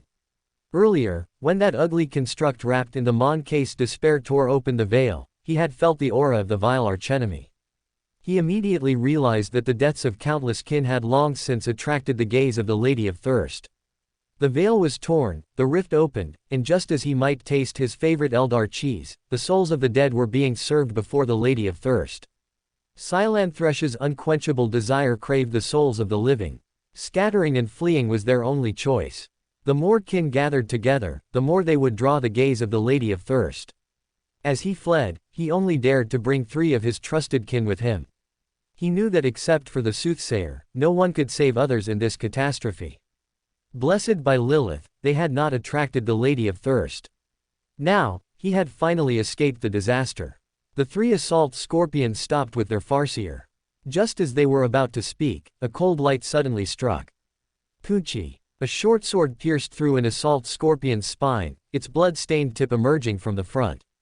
ZZT. A laser beam struck another assault scorpion's armor, scorching a large hole into the ornate green plate. Mon K. The Farseer warned loudly, staring at the black-armored Mon K with loathing. This black-armored Mon K was even more devoid of emotion than his inferior kin. He was like a hollow stone, a black hole without any emotion. The Farseer moved swiftly, darting through the Crystal Pillar Forest. The other 2 assault scorpions also dashed into the forest of rock pillars. They could not rely on their past method of locking onto a target through the monotonous and meager emotional focus of Mon K warriors, but the spectral analyzers of their helmet targeting systems locked onto the hollow black armor warrior. Driven by psychic sensors, the 2 weapon pods near the cheeks resembling a scorpion's mandibles fired streaks of brilliant light. The beams flew toward Etzik but lost focus midway, aimlessly smashing into the surrounding crystal pillars. Poochie Poochie. The Farseer was stunned to see that the psychically locked attacks had completely failed. A loathsome black flash rose as the Mon K, with speed far exceeding his crude kin and rivaling that of the swift assault scorpions, stabbed into the sturdy assault scorpion armor. The Farseer stared at the short sword the Mon K withdrew. The blade with an eagle carved on the hilt was as disgusting as the Mon K himself. A thought suddenly flashed through his mind. To verify his theory, he abruptly raised his hand. A dense mist suddenly rose, enveloping his body and that of the other assault scorpion. The two, stealthed, Eldar attacked the black-armored Monkey from both sides simultaneously.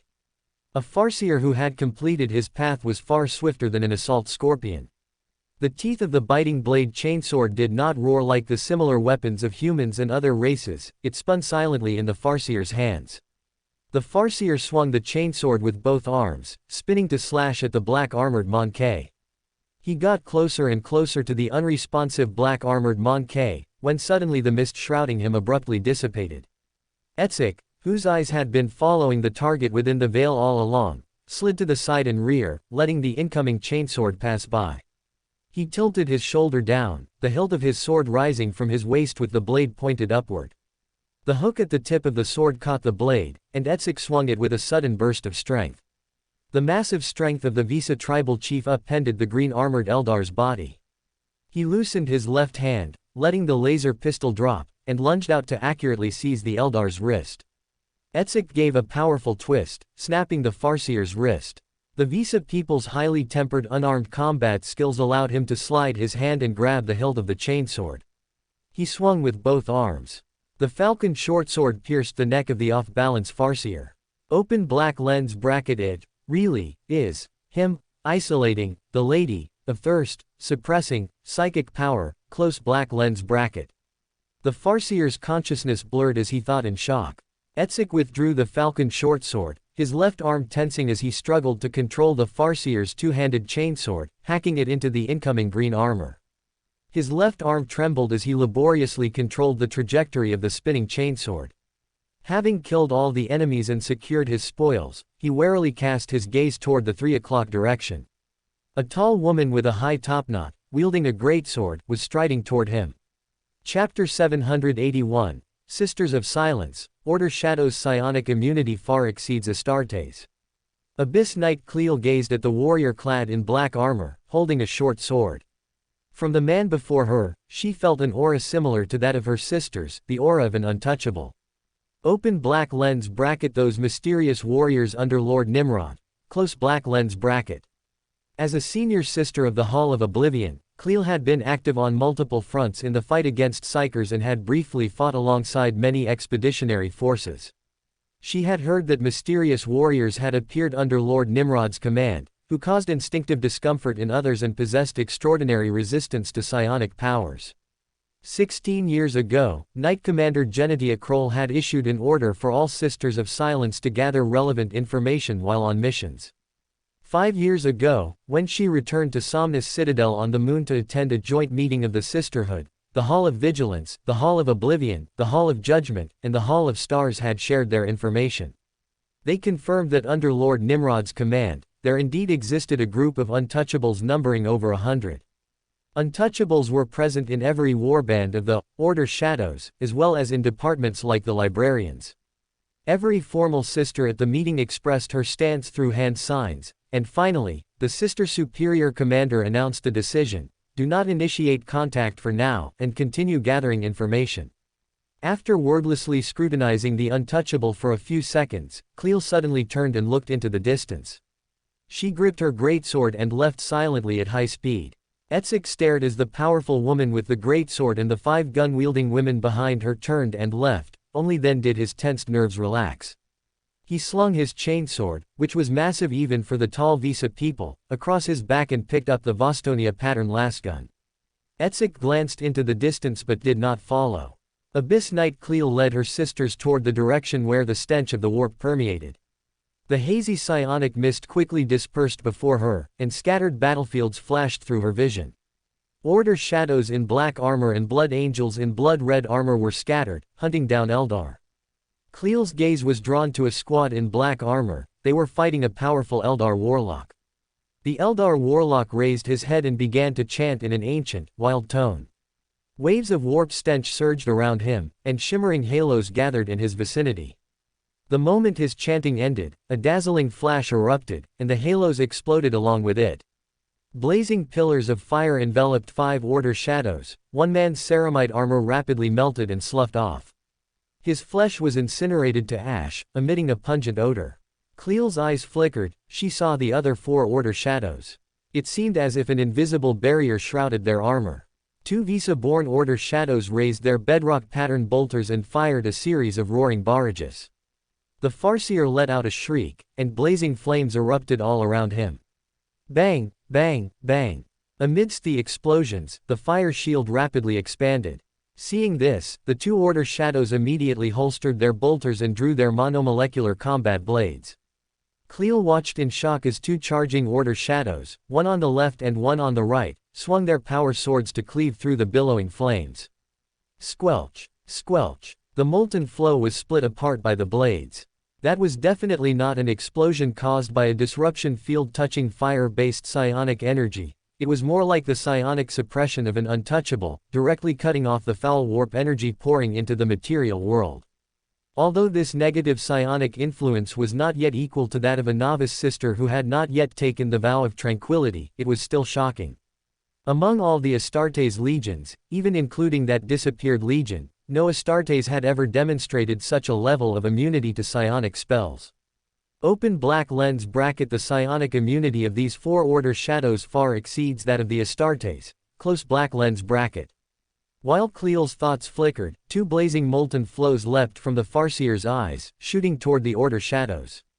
The beams of light struck 2 Order shadows, throwing them backward amidst the roar of explosions. The other 2 Order shadows pushed their right arms with their left hands, thrusting their monomolecular combat blades toward the Farseer. Cleel etched the scene of the 4 peculiar Order shadows killing the Eldar warlock into her mind and continued running toward the stench in the distance. Streaks of foul light suddenly entered the Abyss Knight's eyes, as pieces of wraithbone engraved with Xenos runes converged in one direction. A massive dome, like that of a hive city, abruptly pierced into her vision, its brilliant, blinding light capturing her gaze and that of the sisters behind her. Rumble, scorching, light, pricked at their heads around their high topknots, and a terrifying storm of foul energy brewed overhead. The 5 witch hunters did not panic, they spread out, forming a circular defensive line with the Abyss Knight, sensing the changes in the foul aura around them. The circle moved as a whole, moving in sync and advancing rapidly. However, the storm overhead moved in synchronization, chasing them. Boom! A destructive molten flow poured down, crashing toward them. A massive force struck Cleel's back, throwing her forward. Blood seeped from her nose and mouth, yet she still struggled to maintain her physical balance. Cleel closed her eyes and then snapped them open again. Her vision was restored, and she saw a Xenos warlock whose legs had both been crystallized, sitting amidst a grove of crystals, her eyes glowing with an eerie light. The Eldar warlock looked into the distance and plucked at something with her slender left fingers. Cleel's footsteps faltered, her body trembling uncontrollably. Her knees shook incessantly as her flesh fought against the invisible force being applied to her. Bang! Cleel's body crashed to the ground. Her gaze swept over her surroundings. The bolters of 2 sisters had weirdly twisted around, blowing their own heads off, while another sister rolled silently in flames. Open black lens bracket. A powerful Xenos warlock, close black lens bracket. As Cleel struggled against the invisible force affecting her, a figure in black armor with golden wings suddenly flashed in her eyes. Lord Nimrod. A glimmer of light rose in Cleel's eyes, she felt the invisible cobweb entwining her body loosen slightly. She struggled to lift her upper body and looked toward the crystal grove. The Xenos' crystallized legs cracked, and lines of fractures appeared upon them. She struggled to break free from the crystallization and then fled clumsily. Open black lens bracket. The Eldar warlock fears Lord Nimrod, close black lens bracket. She ran away, close black lens bracket. Whoosh! A golden light flashed as Lord Nimrod pursued the direction in which the Eldar warlock had fled. His speed was not fast, as he also seemed to be pulled by the invisible force, yet he still chased after the Eldar warlock. Cleel shook her body and climbed completely off the ground. She found her 2 surviving sisters and led them in pursuit of the direction where the golden light had vanished. In the air, Nimrod flew over the dense crystal grove, looking down at the lifelike crystal statues. Some held staves, others had eyes flickering with eerie light as if gazing at something. Nimrod knew these crystal statues were not carved from psionic crystals to commemorate someone, but were transformed Eldar shamans. As an Eldar shaman ages, their physical body gradually enters hibernation, and their thoughts become increasingly entangled with the core of the craftworld. When the time is right, they walk into the craftworld's crystal dome themselves, joining their ancestors to become a crystal statue. The crystal statues that shamans become are actually a type of shinically sensitive crystal, a transformation caused by their prolonged exposure to warp energy. Nimrod gazed at the fleeing Eldar shaman. Shamans are the most powerful and respected psychers and Farseers, those of the highest status form the council that leads the craftworld. When he saw the Eldar shaman plucking the strings of fate and using doom to kill 3 witch hunters and put the Abyss Knight in peril, he knew that this shaman, who had begun to crystallize, must be Margot Silas's most powerful soothsayer. Nimrod immediately realized she was Margot Silas's most powerful psyker and also the most precious trophy. Although the Eldar shaman's doom had no effect on the burial, driven by the mentor of disorders, burning ambition, he still intentionally let her escape. Chapter 782, The Most Precious Loot, the Soothsayer Marionette. Nimrod's golden wings flapped as he overlooked the battlefield. The seers of the 12th battle group raised their arms and turned the shorter of the 2 divination staves made of double-numbered black gold. Guided by spiritual divination, the seers wove through the psionic mist, pointing the way. The Visa descendant order shadows and the Visa people acted as the spearhead, hunting down Margot Silas's powerful psychers. The magicians led the clowns in a swift reinforcement. The librarians had a clear objective, using the Eye of Secrets to lock onto the Eldar shrines, launching attacks to seize the loot. They collected psionic crystals recording information and carried away psionic staves and combat weapons. Wraithbone fragments, runestones, and psychic materials, even intact ones among the crystal clusters, were all gathered. Nimrod's eyes suddenly flashed, his obsidian gaze focusing on the Wraithbone tree within the crystal dome. 6-dimension spiders, who had heroically escaped Slaanesha's clutches and had their bodies materialized and reorganized, appeared behind 5 librarians. The 5 librarians, who were discussing how to move the Wraithbone tree intact, suddenly sensed something. Their eyes of secrets all turned to look behind them. Bundles of monofilament wire shot out with a whistle. One librarian hurriedly raised his force staff. The crystals flared with light, and a force field barrier enveloped the 5 of them. Pucha, pucha. Amidst a series of crackling sounds, the force field shield shook violently. Silently, a Farseer from the Dimension Spider Shrine suddenly appeared, raising a spindle rifle and aiming it at a librarian. The spindle rifle was even more terrifying and precious than the web spinners used by the Dimension Spiders. Only bishops, warlords, and Farseers were qualified to be equipped with them. The tightly wound monofilament wires tore a gap and struck directly at a librarian. Bang! Bundles of spider silk slapped against the golden wings. Nimrod's folded wings blocked the Farseer's lethal attack. As he spread his wings, the resulting shockwave sent the Farseer flying back with a bang. Blue-white light leapt up as Val's sword tore through the Farseer's armor. Father! The Order shadows shouted excitedly, only to see their Gene Father take flight and head into the distance.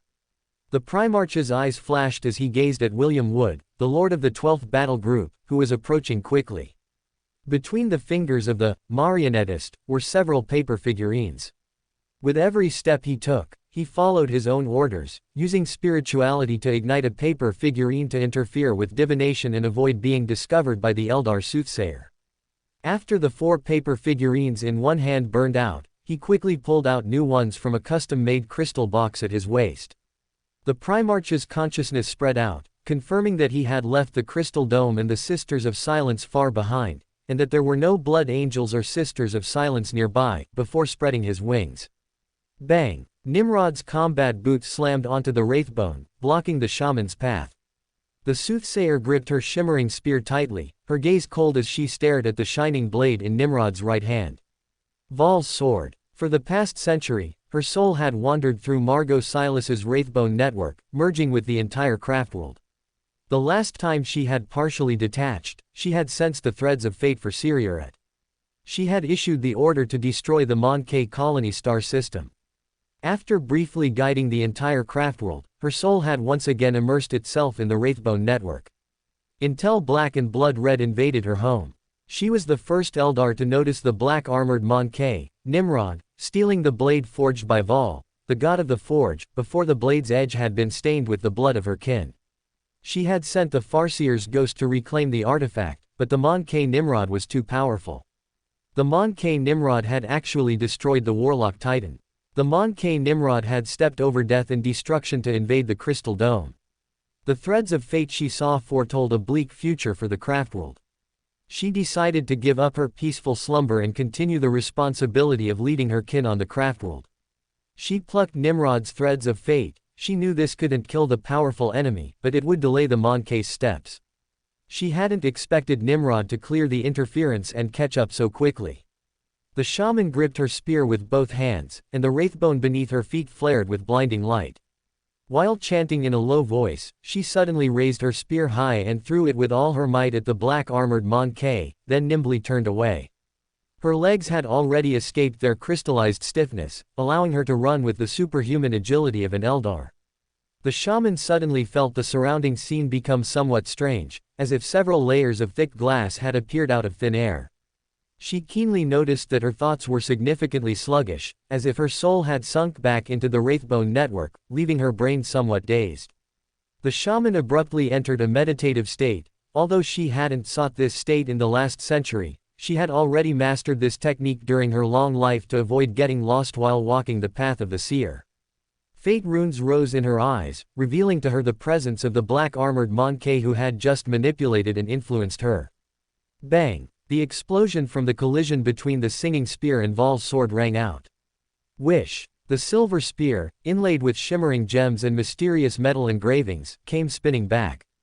The shaman raised her hand and caught the spear. Nimrod struck out with a sword, knocking the shining spear away. He flapped his wings and flew into the air, staring at the spear that had returned to the shaman's hand out of thin air. The singing spear. Nimrod knew that the singing spear was a psionic weapon used by shamans and farseers, named for the low hum it emitted when used. Witchblades and the enhanced singing spears were both Eldar Force-type weapons, with spiral psionic crystal matrices inlaid with runes that could channel and focus the wielder's energy. After being thrown, they would all automatically return to the wielder's hand. Open black lens bracket witchblades and singing spears are somewhat similar to the Jushin spear forged by Old Man Huang, close black lens bracket. Open black lens bracket. The difference is that shamans and farseers have a limited range for controlling them, using them as both ranged and melee weapons within that range, close black lens bracket. Open black lens bracket. Jushin's spear can't be wielded as freely, but there's no need to worry about losing it, close black lens bracket. As Nimrod's thoughts flashed, he flapped his wings and landed with a bang in front of the shaman, swinging his sword to block the spear thrown at William. William completely gave up on defense, trusting that the Black Emperor would surely block all incoming attacks. The marionettist was fully immersed in the manipulation of the spirit body threads. Amidst bursts of explosions, he continuously tugged at the spirit body threads. The Primarch knocked away the singing spear for the third time, a flicker of light in his eyes. Boom, boom, boom. The collision in the mental domain whipped up a terrifying storm in the supernatural realm, causing the warp tides to oscillate. The mental storm swept through the rift torn open by the collision between the Warlord's sinister psionic titan and the Warlock Titan. The colorful vortex was chaotic and distorted, entangling and churning. Within the Imperium, Slanesh let out a cry of dissatisfaction, staring unwillingly as the thick veil slowly fell. The shaman caught the singing spear transitionally, blood seeped from the corners of her eyes as she stared in astonishment at the Mon-K Nimrod. Since she had stepped onto the path of the seer, this was the first time she had failed in a mental struggle. The shaman was about to chant in a low voice when she suddenly felt the sound in her throat become weak, and her movement to raise the spear became sluggish. As the shaman's state of mind was ruthlessly shattered by Nimrod, the marionettist, William gained preliminary control over her. He continuously tightened the spirit body threads to prevent the shaman from breaking free. The shaman felt the shadow of her great enemy, the Lady of Thirst, recede. She held the spear in her left hand and raised her right arm. The mentor of disorder, Nimrod raised his arm and pushed his palm forward, shouting loudly in the Dun language. Psionics are forbidden here. The suddenly appearing eerie light vanished with a whistle. The shaman waved her arms repeatedly, but she found to her horror that she could not pluck the threads of fate, nor could she control the horror storm. She gave up in desperation and stabbed at the Mon-K Nimrod with the singing spear held in both hands.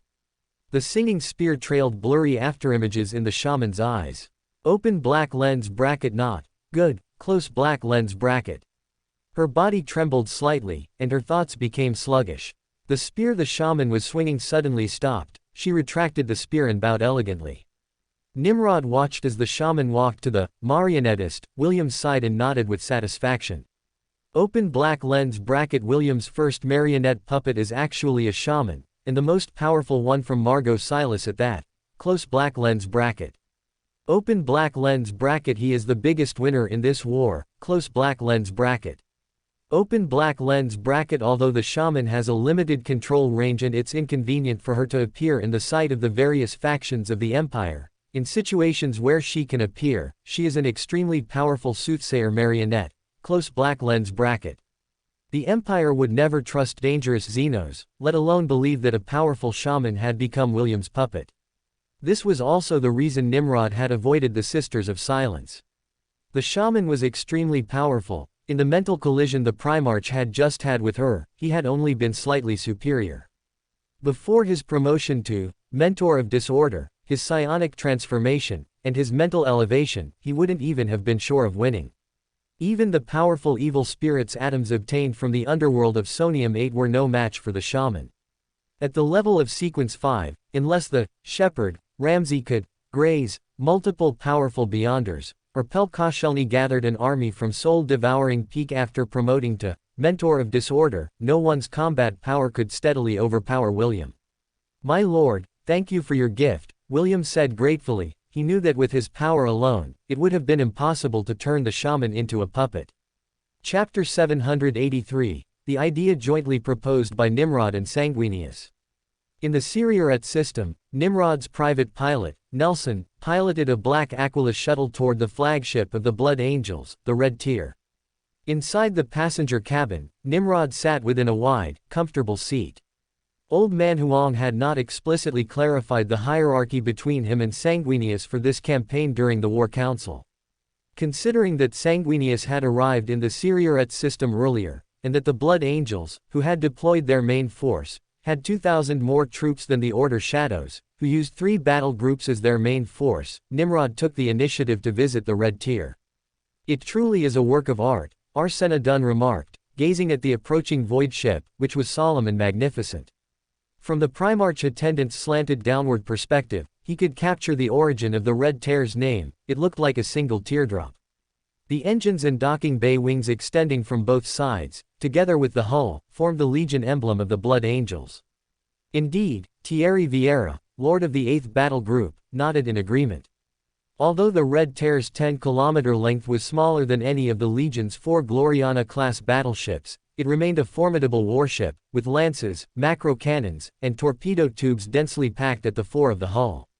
The entire vessel resembled a giant arrow decorated with stripes of bright copper, bronze, and red steel.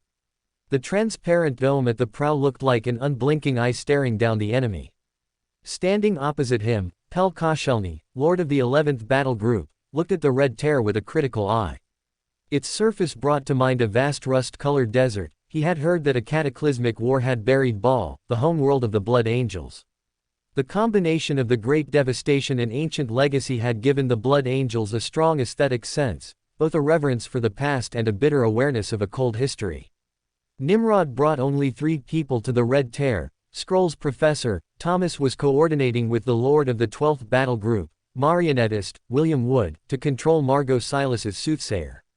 The elegant shuttle passed through the long belly of the ship, climbing toward the cluster of towers where the bridge was located.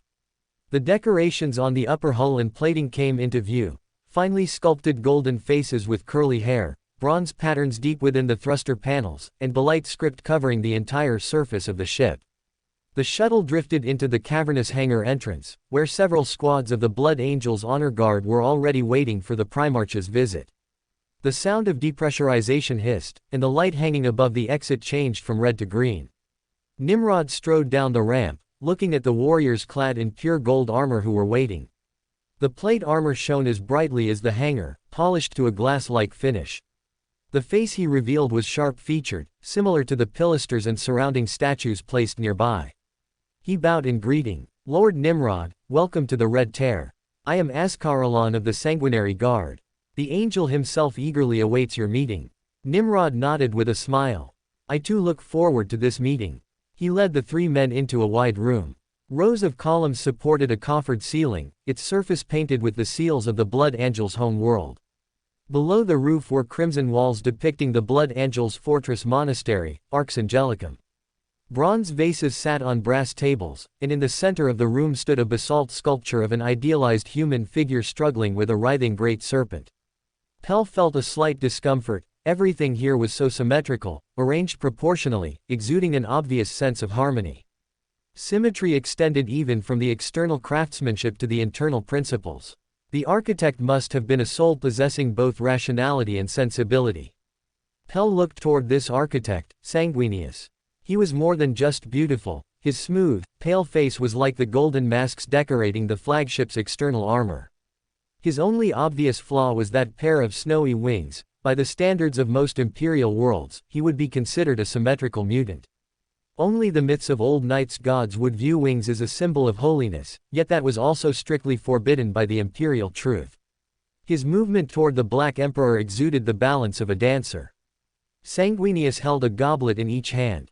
To brotherhood. Nimrod thought of Sanguinius facing the maddened Wraith Knight, suddenly switching from skirmishing to a heavy assault. To the chemistry of fighting side by side. He tilted his head back and drank the wine, praising it. The taste is mellow and long-lasting, full-bodied and fragrant, not inferior to the fine wines of Byzantis.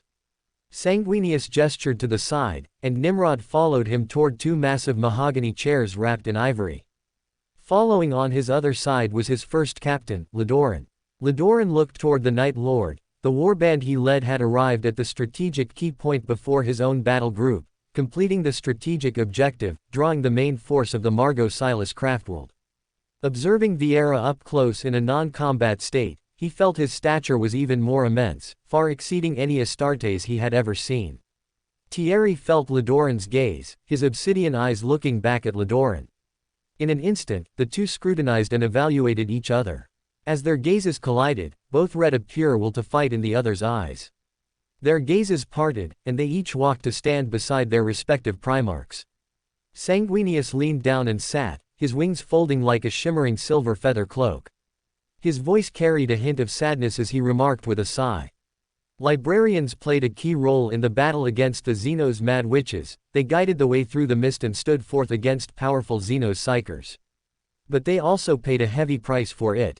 Sanguinius was silent for a moment before continuing, 52 killed in action. Nimrod's golden wings folded, the shards of the burning one shining brighter than the lumen lamps overhead. My librarians, 149 killed in action. The actual death toll for the Order Shadows was 47, plus 58 royal court monks who were given the title of librarian. The remaining numbers were, naturally, inflated. Despite the joint operation with the Blood Angels, they had been scattered in the mist for most of the time, so Nimrod seized the opportunity to falsely report casualties. The actual total death toll was 1,592, inflated to 2,743, higher than the 2,186 deaths suffered by the Blood Angels. They were all experienced librarians. Nimrod's eyes flashed, they can no longer serve the Legion. For Astartes interred within the armored tombs of dreadnoughts, the neural interfaces caused immense mental strain. Psychers would even die under the torment of endless madness and malignant psychic mutations, or even tear apart nearby allies in a psychic explosion. Until now, there were no librarian dreadnoughts. We should share this information with Magnus and Chagatai, and propose the idea of researching dreadnoughts suitable for librarians. Nimrod remembered that Magnus had solved this problem with his startling wisdom, creating the Osiran dreadnought. Before the Council of Nicaea, he had selflessly shared his creation with his Primarch brothers, though most of them had refused to adopt it. Sanguinius's eyes lit up. A good idea. We shall send a battle report jointly to them and convey the idea. As the Primarch attendant Arsena and the Angel's first captain Lidoran walked to the console and began browsing data slates, Sanguinius looked at Nimrod. I want to cast the Xenos craftworld into the star. What do you think? Nimrod shook his head slightly. It still has value. By studying it, we can glimpse the secrets of the Xenos, which will help us in our fight against them. Sanguinius thought of Hannibal, who had been punished for keeping Xenos, and said with a hint of sorrow, "Father loathes the Xenos, we should abide by." Nimrod understood. "I know. I will not cross the line, it is merely research." Sanguinius thought of the codes Nimrod used to regulate the Order Shadows and the order he had established on many worlds, so he said nothing more. Nimrod lingered on the Red Tear for 5 standard hours, exchanging experiences on reshaping a legion with Sanguinius. Boarding the black Aquila shuttle, he instructed the silver-haired Primarch attendant standing before him. The 12th battle group and the Librarian team will remain in the Siriuret system to study the wreckage of the Margot Silas craftworld. By your will. After taking the order, Arsena immediately spoke to report. The commander of the Sisters of Silence has visited the Wenquan Shadow. Hearing this, Nimrod's eyes flashed. I will meet her in my office. Chapter 784 Hather. I offer the Grail Library to my lord. The Wenquan Shadow, Primarch's office. Abyss Knight Clear looked scrutinizingly at Etzik, who stood waiting before the door of the Primarch's office, a giant spear on his back. The legendary Jushan spear. The reward bestowed upon Lord Nimrod by the Emperor of Mankind after the Flame Wheel campaign. Her gaze moved from the spear to the man. He was tall and robust, only slightly smaller than an Oberon among the ordinary human population. Clear felt an aura from him that was similar to her fellow sisters. Scenes of Etzik killing Xenos warlocks flashed through her mind as she stepped into the spacious room. Centered on the door, the room was wide on the left and narrow on the right. The obvious asymmetrical structure made her frown slightly in discomfort. The interior furnishings were also discordant. On the weapon rack to the left sat a giant axe and a heavy chainsword. Lord Russ's Axe of Winter and Kraken's Maw. On the bookshelf to the right, it was filled with data crystals, data slates, leather-bound books, and parchment scrolls. Clear silently recited the scriptures of the sisterhood, walked to the black basalt long table, and bowed. She made a gesture, and the novice sister standing behind her, who had not yet taken the vow of tranquility, spoke to translate. Clear of the Sisters of Silence pays her respects to Lord Nimrod. Nimrod nodded, his face beaming with a smile. No need for such formality. It is good to see you, Clear. Clear bowed again and made another gesture, which the novice sister continued to translate. Thank you for your assistance at Margot Silas, the evil Xenos were very powerful. Considering Lord Nimrod's support for the use of psychic powers, they did not use terms like warlock. Since I saw it, I naturally would not stand idly by. Clear remained silent for a few seconds before making a series of gestures. Under your command, there are untouchables. In my travels across the galaxy, I have rarely encountered my own kind. Please forgive my intrusion, but where did they come from? Nimrod glanced at Etzik standing at the door, the feral world of Visa. His eyes flashed. Since you are curious about them, why not send your sisters to teach them? That way, they can fulfill their potential, and you will gain a deeper understanding. After another few seconds of silence, Clear raised her hand. Regrettably, my lord, the regulations of the sisterhood do not allow us to share our secrets with outsiders. No matter, Nimrod said, unconcerned. Open black lens bracket. Now you strictly adhere to your creed, but once you are abandoned and have nowhere else to go, naturally someone will accept you. Close black lens bracket. Clear bowed again and left with the novice sister. Passing the doorway, her gaze swept over Etzik and then toward the Order Shadows serving as the honor guard on the opposite side, a strange look flashing in her eyes. Although the Order Shadows' standing posture was still somewhat stiff, they had clearly become quite adapted to Etzak's presence. This was quite rare. The Sisters of Silence had fought alongside Astartes from various legions many times, and could clearly feel the disgust and rejection most Astartes felt toward them, most notably the warlocks of the Thousand Suns and the hot-tempered World Eaters. The rest also showed obvious signs of discomfort. The Space Wolves were the ones who rejected them the least. Clear only felt no rejection at all from the other Talon of the Emperor, the Custodes. Now, she saw no obvious rejection from the Order Shadows. She had heard that Lord Nimrod's honor guard was different from those of other Primarchs, including the other Primarch in the Siriuret system, Sanguinius. They were not a permanent fixture. Outstanding members from various warbands had the opportunity to attend to the Primarch. Among all the legions, the Order's shadows had undoubtedly seen the greatest number of Gene Fathers. They received personal instruction from Lord Nimrod, carrying their Gene Fathers will throughout the entire legion. Clear walked toward the flight deck, lost in thought.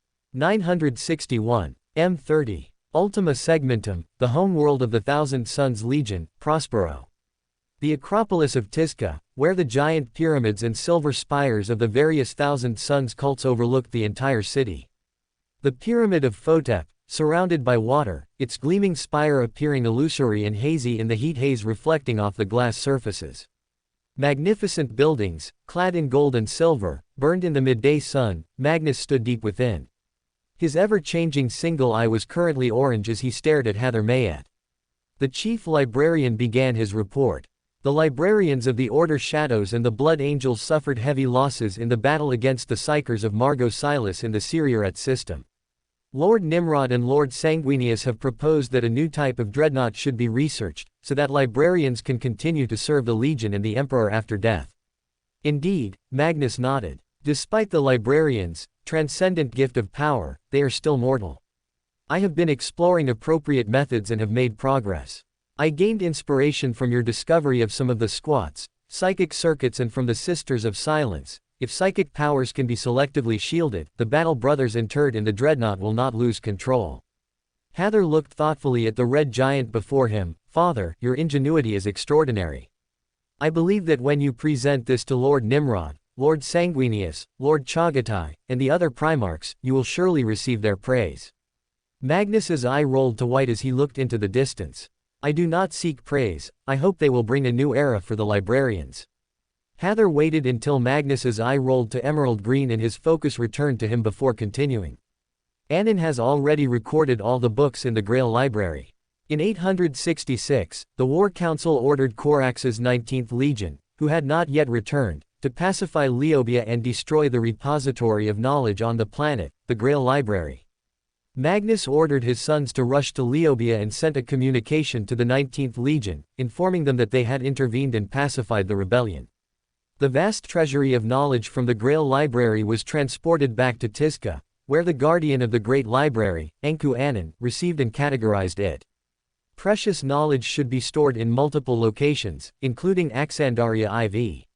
Open black lens bracket. I have fulfilled my lord's command and offered him the Grail Library. Close black lens bracket. Hather suppressed his joy. The veteran spectator had made a point of mentioning it, hoping to replicate the knowledge of the Grail Library to Axandaria IV. Axandaria IV was a crowning achievement of the Thousand Suns and the world he controlled as chief librarian.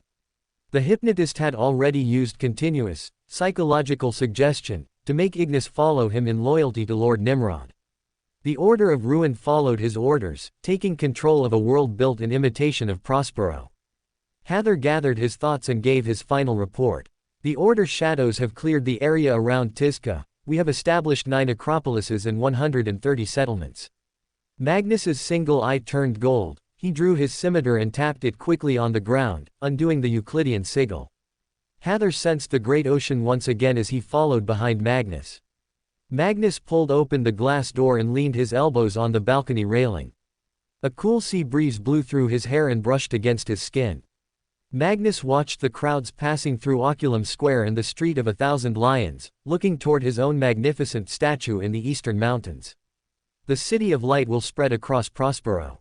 We shall not forget the help of Nimrod and his sons.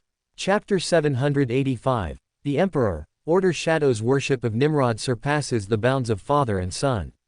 964. M30. The heavy door slowly closed, and the Keeper of the Seals, gripping his staff and clad in black robes, walked alone into the throne room of the Terra Imperial Palace.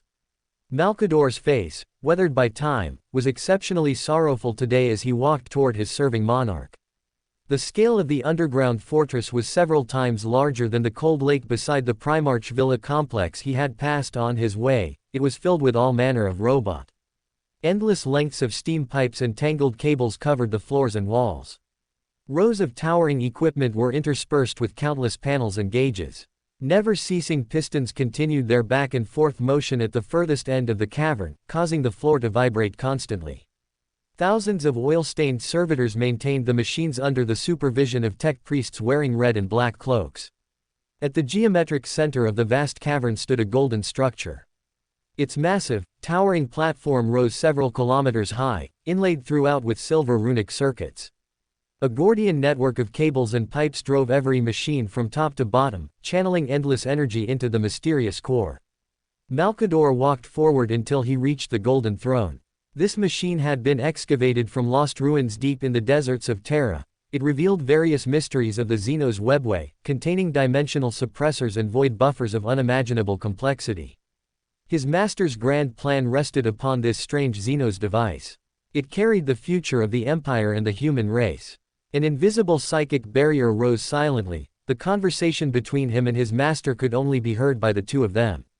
My lord. After winning their final victory, they still lingered in the compliant world for years. The Emperor's voice was soft yet firm, his question carrying a tone of certainty. Are they still driving the populace to blindly follow false beliefs? Is he enticing the ignorant to form cults and erect monuments to support the lie that I am a god? Malkador's sickly, ashen pale face showed obvious sadness. They worship you. Enough. Do not defend him any longer. In the Emperor's gaze, there was only a chilling sense of disappointment. They must be taught a lesson. Kur, the city of worship they built, must be destroyed. Malkador gripped his staff, the top of which was carved into the Emperor's double-headed eagle. He knew his master had decided. Whom do you choose? Your Pegasus, Nimrod, or Rus? No, the Emperor shook his head. The number of priests in the 11th Legion is no fewer than in the 17th Legion. They have allowed the Order Shadows to develop an extraordinary worship of Nimrod. It surpasses the bounds of father and son. A religious worship. Malkador nodded. In his mind flashed the image of Nimrod at the War Council, refusing the Emperor's request, unwilling to participate in the punishment of the Legion that cannot be mentioned. He also remembered Rus mentioning that Nimrod had buried that disappeared Primarch. Nimrod would not be willing to take on the role of Punisher. Rus and the Wolves have always believed I am the Allfather of Fenrisian myth. Though their beliefs have not affected the pace of their conquests, they are not the best choice. His eyes shimmered with golden light. I need a benchmark for the imperial truth. Malkador's gaze was deep as the figures of Horus, Dorn, and Guilliman flashed through his mind. They were all exemplary representatives of the imperial truth. Horus's radiant image embodied tolerance and fraternity. He should not be labeled with the cruelty of treating a brother harshly. There were only two choices, Dorn or Guilliman. Whom would his monarch choose? Guilliman. His record of conquest grows daily, nearly rivaling Horus and Nimrod. His legion and the 500 worlds he established have no soil for poisonous beliefs. Kur was the 10th world brought to compliance by the 47th Expeditionary Fleet, and was thus designated 47-10 in official imperial records. During the 61 years since their compliance, under the tutelage of the Grey Armored Angels, they had devoutly believed in the God Emperor of Terra. Every day, they recited the holy words. With faith as their foundation, they built the planet's new capital, Monazia, the perfect city dedicated to the God Emperor. The perfect city embodied all their faith in the God Emperor. 61 years later, the sacred Aquila they worshipped descended from the sky, landing in the God Emperor's perfect city. On the Blue Angels, there were none of the holy scriptures found on the armor of the true Grey Armored Angels. On their cold faceplates, a harsh light gleamed from the red slits. Their bolters were aimed at the silently kneeling civilians, while voxcasters repeatedly broadcast in the local Kur dialect. The human emperor, with feelings of profound regret, demands that all living beings in Monazia immediately abandon the city and leave. This city must be completely emptied within 6 days. On the morning of the 7th day, no one may remain in Monazia. Return to your homes immediately, pack your belongings, and evacuate the city as quickly as possible. Resistance will inevitably lead to casualties. Where can we go? Cyrene Valantian, who would turn 18 in 3 weeks, asked in stunned disbelief. This is our home. A cobalt blue angel aimed at Cyrene, the voxcaster repeating the broadcast. The human emperor. Bang! A bottle smashed against the helmet of one blue armored angel, as others roared loudly. You are false angels. We will never leave. Valantian fled quickly as heavy roars echoed behind her. The false angels had opened fire on the God Emperor's faithful. Not just Monazia, but the entire planet's 6 billion people were ordered to evacuate within 6 days.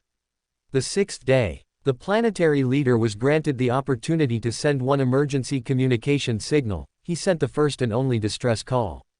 Open black lens bracket word bearers, hear our prayers. False angels have descended upon us, wearing the same appearance as you, yet possessing none of your mercy. All who resist have been slaughtered. Monazia is no exception. 16 cities across the entire planet are now empty, utterly silent. For many days, we have been forced into silence, unable to call out to you. Only before the dawn of the final day did the 13 Legion allow us to speak for a moment. They declared that they will end the perfect city with a firestorm at daybreak tomorrow. Come back quickly, and make them pay for this injustice. Avenge those who have sacrificed themselves heroically. Come back quickly, children of the infinitely blessed God Emperor.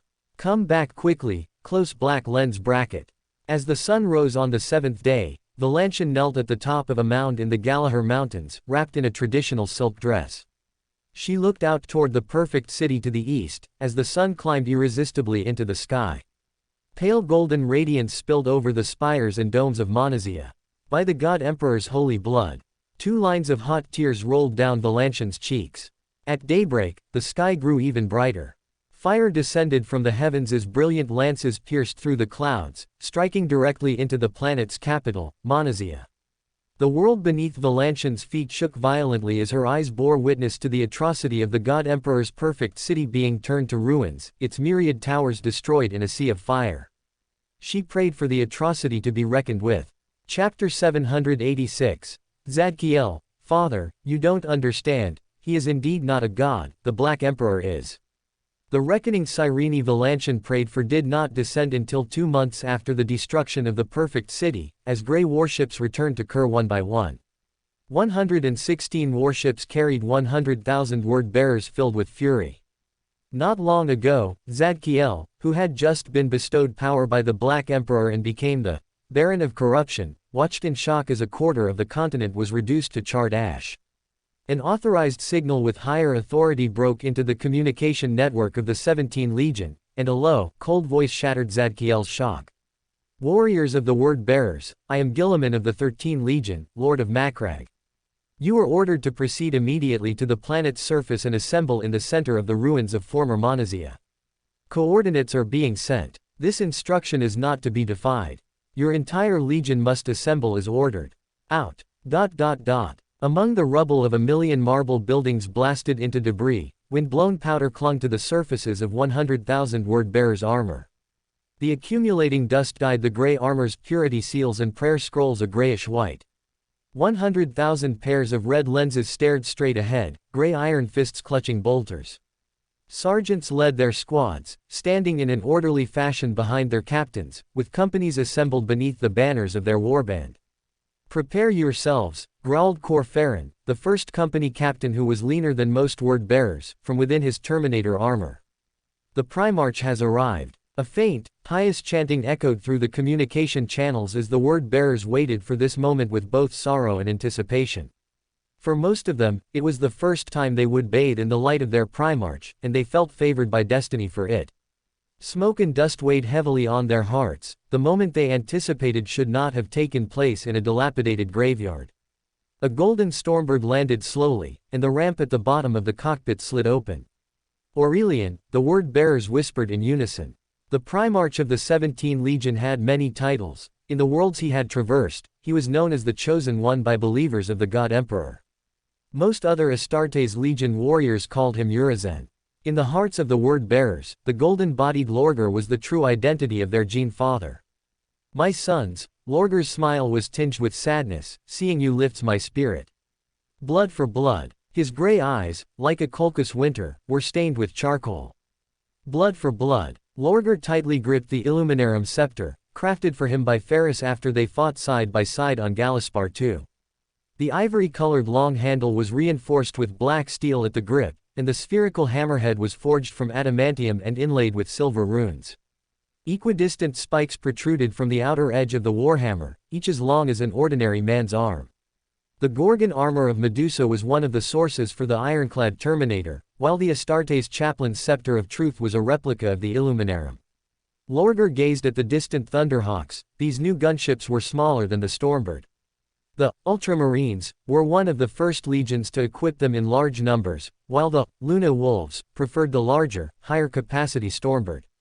Guilliman, you and I may never be of one mind, but we are of the same blood after all. Come meet me and take responsibility for your mad actions. Amidst dispersing steam, the piston structure lowered the ramp. Zadkiel was surprised to see Rabute Guilliman descend, surrounded by his honor guard, followed closely by a thin figure in simple clothing. His body seemed frail in Guilliman's magnificent shadow, and the black steel staff in his hand hung with clanking chains. Malcador, the Keeper of the Seals. He held great power and was the eternal Lord Commander of the War Council. He was the Emperor's right-hand man and chief advisor. What madness is this? Farron's roar was filled with loathing. Calm yourself, my friend, Lorger instructed in a low voice. We will soon have the answer for why we are here. Captains, step forward. 100 captains stepped out, their gray gauntlets clutching bolters and blades. They were followed by 100 chaplains, their iconic gold-trimmed armor and scepter of truth particularly striking. Brother. Malcador. Lorger hid the tremor in his tone. Welcome to Monazia. Lorger. Guilliman's tone carried no emotion, and he said not another word. Primarch Lorger, Malcador responded with a bow. It saddens us all to meet under these circumstances. Lorger took a step forward. Is that so? Saddens us all. You don't look very sad, my brother. Seeing that Guilliman did not speak, he shifted his gaze and looked at Malcador scrutinizingly. Answers, Malcador. I want answers. What is going on here? Why have you acted so recklessly here? The Keeper of the Seals pulled back his hood. Can you not guess, Lorger? Answer me. Lorger roared. I demand you explain your actions. What have you done to my city? It was not compliant, Malcador said slowly. This civilization, this world, was not. Lies. Blasphemy. Lorger bellowed loudly. It was a model of compliance. They sang Father's name. They paid him tribute at every dawn. Lorger's frantic gaze locked onto Malcador. Answer me, mortal. The Emperor's statues stand in every corner. By what right do you do this? Malcador, whose height only reached half of Lorger's, looked up and sighed softly. The Kharites worshipped him. The Kharites worshipped him as a deity. Boom. The dull thud of a weapon hitting the ground echoed. His 10 fingers were like hooks, as if he wanted to gouge out his own eyes. You stand in the ruins of the perfect city, yet say this city was destroyed without cause. Did you come here only to show me that your fragile mortal mind has collapsed? Lorger. The Keeper of the Seals stepped forward, attempting to soothe the enraged Primarch. Bang. Lorger raised his hand and backhanded Malcador, sending him flying 20 meters away. He tumbled and crashed into the dust, everyone around hearing the crisp sound of breaking bones. Lorger stood face to face with Guilliman, staring ferociously at his brother's face, his breathing heavy. Why did you have to do this? I acted as ordered. You follow the orders of this coward.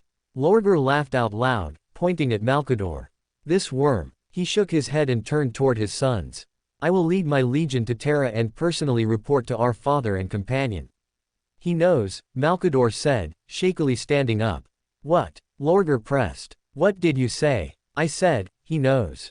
Malcador closed his eyes, leaning on the staff that represented his office. Your father knows. You lie. Lorger panted rapidly. Malcador did not argue further. He tilted his head toward the sky, and with a thought, every life within 10 kilometers heard a psychic voice echoing in their minds. 100,000 word-bearers. Every ultramarine. Cyrene and the 6 other survivors. My lord, he will not listen to me. A deafening sonic boom suddenly erupted, which the Lemon's ear filters reduced to a tolerable level. Blazing golden light plunged the Astartes into blindness, even as their visors immediately lowered their light transmission. Unlike the 100,000 word-bearers who had lost their vision, the Baron of Corruption, Zadkiel vaguely saw a tall figure shrouded in a brilliant, dazzling white halo. Lorger. His voice fell somewhere indecipherable between hatred and benevolence. Kneel. A low psychic shockwave surged like a monstrous wave, crashing into the 100,000 word-bearers and striking them to the ground like a heavy hammer. Even though many were not willing, they could not resist. This was not devotion, not fealty, not worship, but slavery. Argel Tal of the serrated sun, Warband's 7th Assault Company and others instinctively wanted to resist the imposed reverence, but they obeyed involuntarily. Chapter Master Zadkiel of the Scions of the Quill instantly ascended into the Thelema First Realm, gritting his teeth, his temples tensed. The resistance of will and the resistance of muscle instinct made his armor hum. Open black lens bracket. May my lord forgive me, close black lens bracket. Zadkiel prayed silently with his eyes closed, not ascending to the Telemaria Second Realm to avoid the light rising from his spine attracting the attention of the Emperor and the others. Bang! His resistance lasted only a moment before his knees slammed into the dust of Monazia. Lorger, kneel. Lorger looked toward Guilliman, who stood tall, and wiped the corners of his eyes with his fingertips as if to wipe away a hallucination. He slowly knelt on one knee. Zadkiel, Argel Tal, and others watched through gritted teeth as the kneeling Ultramarines stood up at Guilliman's signal. The Ultramarines stood by the Emperor's side, while the Word Bearers knelt among the charred bones of the ruins. My son, you are a commander, not a priest, the Emperor spoke in a low voice. You were born for war, brought into this world for conquest, you should hold high the shield of truth to protect the human race. The Emperor interrupted him. This is worship, it is a poison to the truth. You call me a god, and you have instilled in many worlds the lies that have pushed the human race to the brink of extinction time and again. The people were all filled with joy. Lorger argued. The people were all deceived. Lorger stood up abruptly and shouted, My legion has shaped the most fervent and loyal worlds for your empire. This is not my empire, the Emperor's projected voice struck the heart of every word-bearer. This is the Imperium of man. This empire belongs to the human race enlightened by the truth. You are a god. Lorger countered loudly. I will not remain silent simply because of a word you deny. The workings of 10,000 worlds are within your grasp, and millions of ships carry out your will. You are immortal and eternal, all-seeing and all-knowing of everything in this world. You are nothing less than a deity in everything but name. Lorger stood tall in the surging energy storm, the scripture scrolls on his armor's surface flying in all directions. You are a god. End the lie, admit it personally. The Emperor shook his head, showing a cold refusal. I am not a god. End this. Zadkiel looked at his Gene father, whose whole body was trembling and whose ears were bleeding. Open black lens bracket father, you don't understand, he is indeed not a god, the Black Emperor is, close black lens bracket. He restrained the urge to fold his hands in a salute as the Emperor's thunderous voice rang in his ears. Word-bearers, remember the lesson of this time and place, remember the ruins of calamity at the end of the erroneous path. Your legion is to be reborn here. Follow your nature, devote yourselves to the battlefield, obey your calling, and be loyal to the Imperium. Father. Lorger's plea came to an abrupt halt. In a crackle of air, the Emperor had already departed. Zadkiel stood up immediately and looked around at the agonized word-bearers. Humiliated, they stood lifelessly among the ruins. Boom. As the word-bearers struggled to their feet, Lorger collapsed to his knees with a thud. Seeing other captains and chaplains rushing forward together, Zadkiel plunged into the crowd. The Baron of Corruption, with a body taller and more robust than the other word-bearers, pushed through the crowd. Aurelian, he called softly. Lorger looked up, his eyes full of vacancy. He did not recognize this son he had personally praised. Zadkiel glanced at Guilliman, who was watching silently. My Primarch, we must return to the warships. Zadkiel reached out to touch Lorger's shoulder, where a scripture scroll had once hung. Lorger ignored him and suddenly let out a roar toward the sky. He unleashed a low, long howl toward the cold and heartless sky. The Baron of Corruption, Zadkiel used his powerful arms to steady the trembling body.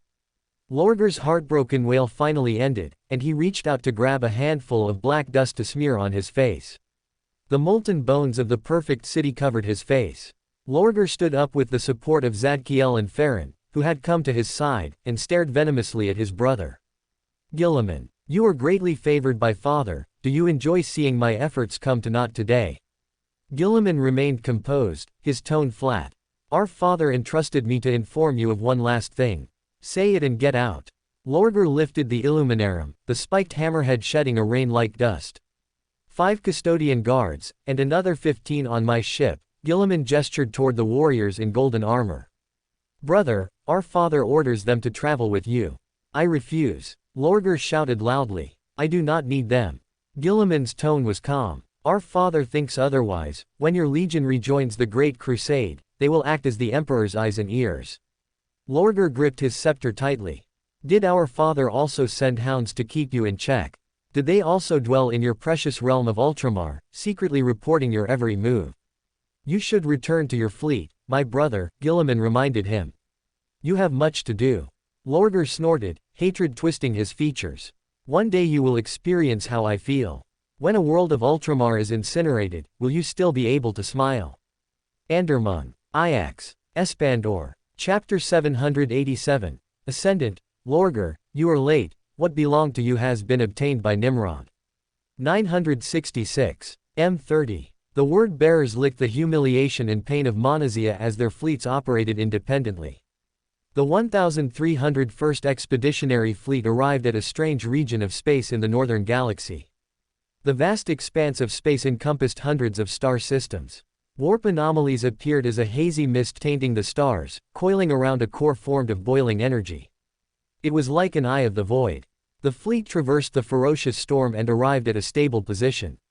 The serrated Sun Warband spent 3 years destroying 7 planets in the star system. The Warband's vice commander and captain of the 7th Assault Company, Argel Tal, along with his brothers, transformed into wolves and reduced world after world to scorched earth. Like the World Eaters, they slaughtered countless people. They vented the shame suffered in the ruins of the perfect city onto 7 worlds with resentment. The 8th world was not destroyed. It was the 12th world conquered by the 1,301st Fleet, recorded in the Imperial official records as 1301-12. 1301-12 was not destroyed because the language spoken by the inhabitants of this backward planet was the same as that of the word-bearer's home world, Colchis. Their faith was also similar to the religious beliefs of Colchis.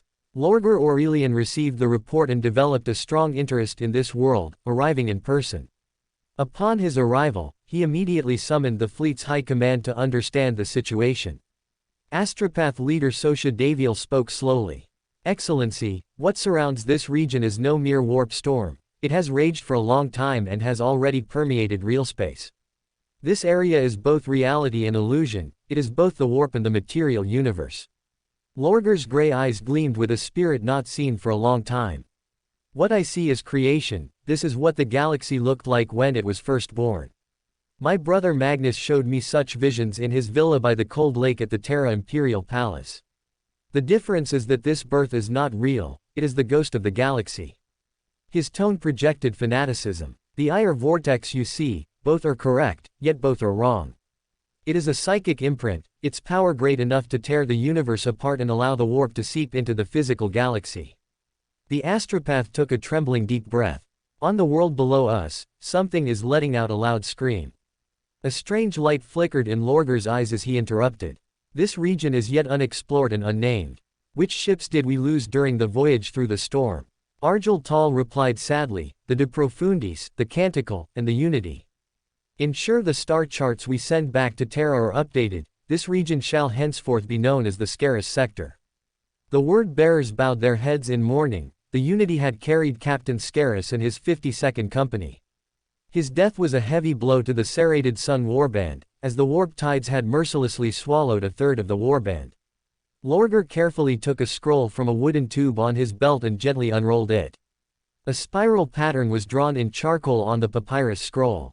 Everyone recognized it, it was the very sight they had just seen, the stain among the stars. Thud. The entire ship shuddered violently, and emergency lighting rendered everything in red. The holographic projection vanished abruptly, only recovering after several seconds.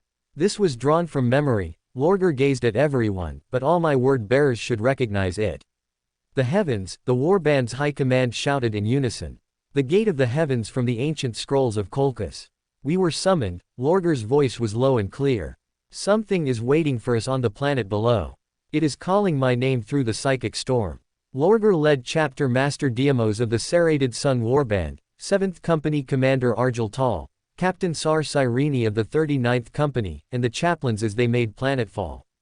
The gray granite textured gunships landed, and as soon as Lorger stepped onto the surface, he noticed the locals' eyes were a peculiar purple. The golden armored custodian Venditha, wielding a halberd, followed from a distance, Ever since being assigned to the Primarch Lorger's side, Aquilin had ensured at least one custodian accompanied the Primarch. Venditha gazed at the crowd clad in beast furs. It is the storm that turned their eyes purple. They are mutants, they must be destroyed. The word-bearers looked at the custodian with disgust. Since they had joined the fleet, no one except Argel Tal had shown them the slightest respect. Argel Tal stepped in front of the halberd. Aren't you even curious? The world beneath our feet is adjacent to a warp storm, and the local residents who greet us have eyes of the same color. How can their destruction be decreed without even asking why? Existence itself is the answer. Venditha stared at Lorger. Primarch Lorger, we must purge this world. Lorger shook his head. I will meet these people and judge their life or death myself. I will not wipe out the inhabitants of an entire world just because my father's warhounds are grumbling about the color of their eyes. The eyes of the Emperor will know of this. Venditha's expression was solemn. The Emperor himself will also know of this. Neither the Emperor nor the Imperium will ever forget the truth we learn here. Lorger gazed at the woman walking toward them. I promise you that, Custodian Venditha. Lorger stepped toward her. The cloak on the woman's shoulders was a light brown color, like woven peaches. Pale paint was applied around her beautiful yet eerie purple eyes, depicting tribal emblems. Venditha opened the Vox channel. That is human skin. She is wearing dried and cured human skin as a cloak. Argel Tal soothed. I know. Lower your weapon. How can Lorger communicate with these beasts? Venditha asked in disbelief. They are skinners, mutants. Lorger bowed his head in greeting to the young woman with long black hair. The skulls on the woman's belt rattled. Though she was taller than an average person, she only reached the Primarch's waist. She looked up with composure, her purple eyes staring at the giant. I have been waiting for you, Lorger Aurelian. Lorger was taken aback. You know my name. The woman nodded. We have waited for many years. Tonight was long ago prophesied. Look around, the tribes have gathered here. As the sky shimmered with light, the woman continued. Lorger, a blessed name, the beloved son of the four true gods. I do not have four fathers, I am the son of the human emperor, and nothing more, Lorger said with restraint. The woman let out a beautiful laugh. You are the favorite of the four gods. Your first father rebuked you, but your four fathers are proud of you. Lorger's smile faded. Who are you? I am Ingethel the Chosen. A warm smile spread across her face. Before long, I shall be Ingethel the Ascendant. I am the guide appointed by the gods. Her painted hands pointed beneath her feet. This world is called Cadia. Lorger, beloved son of the four gods, you are late. What should have belonged to you has already been obtained by your brother Nimrod. Lorger asked in surprise, you even know of Nimrod? My things. What did he get? Ingethel gave an innocent smile. I will tell you everything. Follow me to the temple of the Great Eye. She turned and walked toward the cave. There were no buildings on the surface of Cadia. Lorger led the word-bearers as they followed Ingethel into the temple of the Great Eye, soon discovering it was a natural cathedral composed of deep caverns and underground rivers. The temple was very crude, fitting the primitive civilization of the Cadians. The sloping stone walls were covered with pictographs and cuneiform runes, filled with complex patterns, charcoal murals, and inscribed emblems.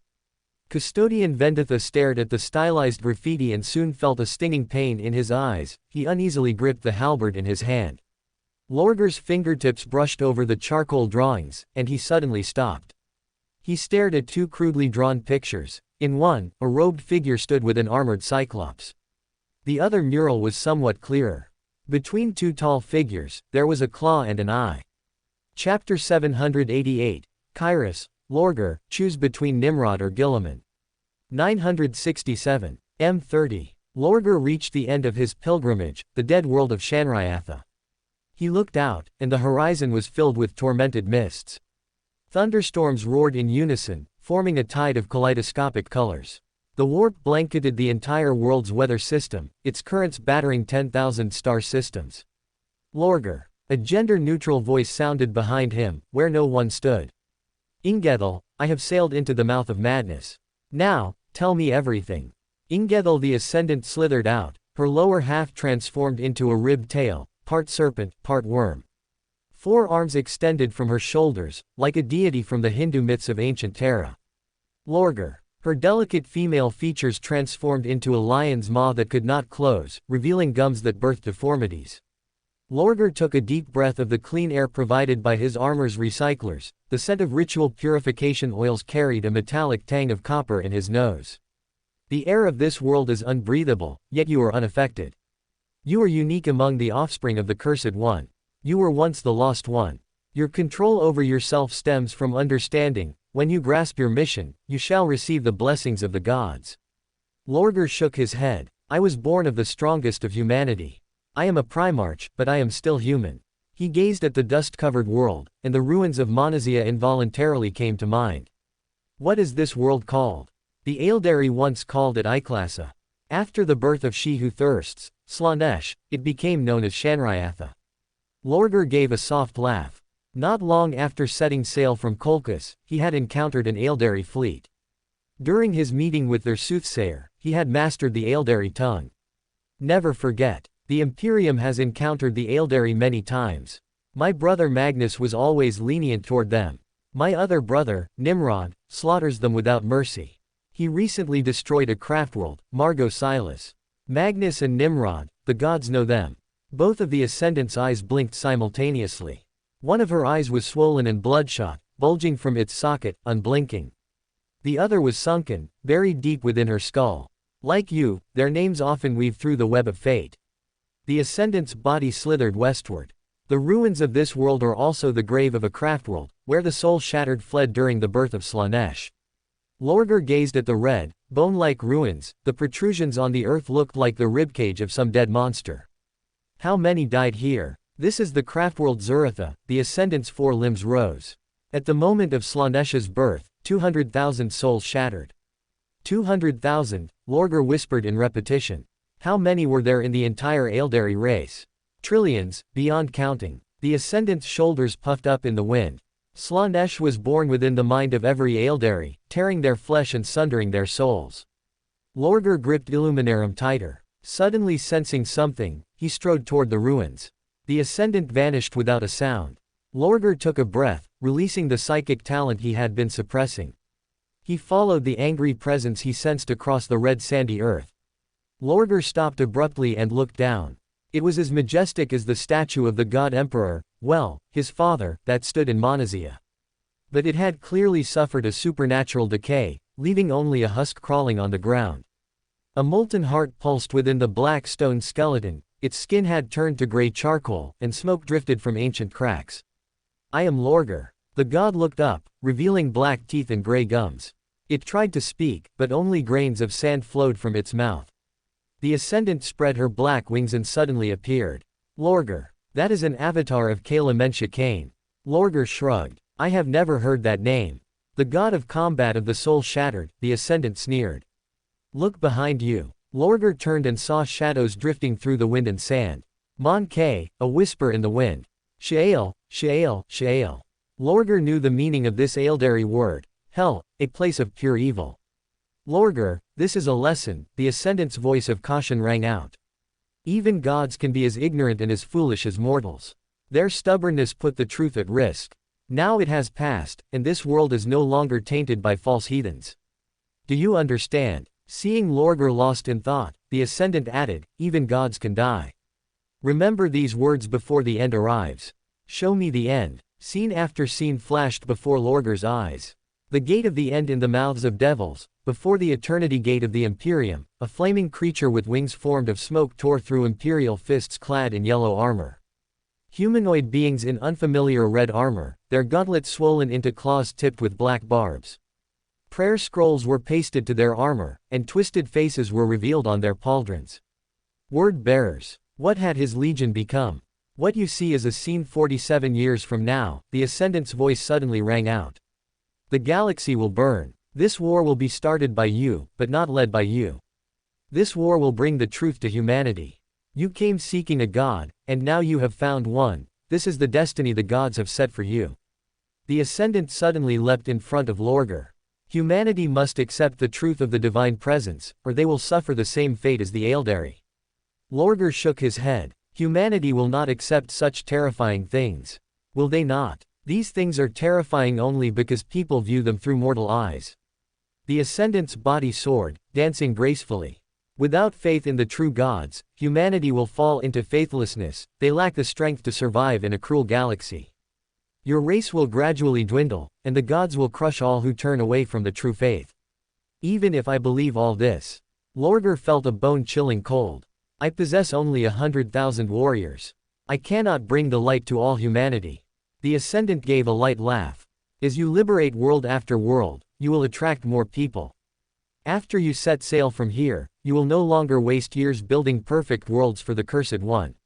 You will crush resistance and bring new human believers under your command. You will lead them toward enlightenment.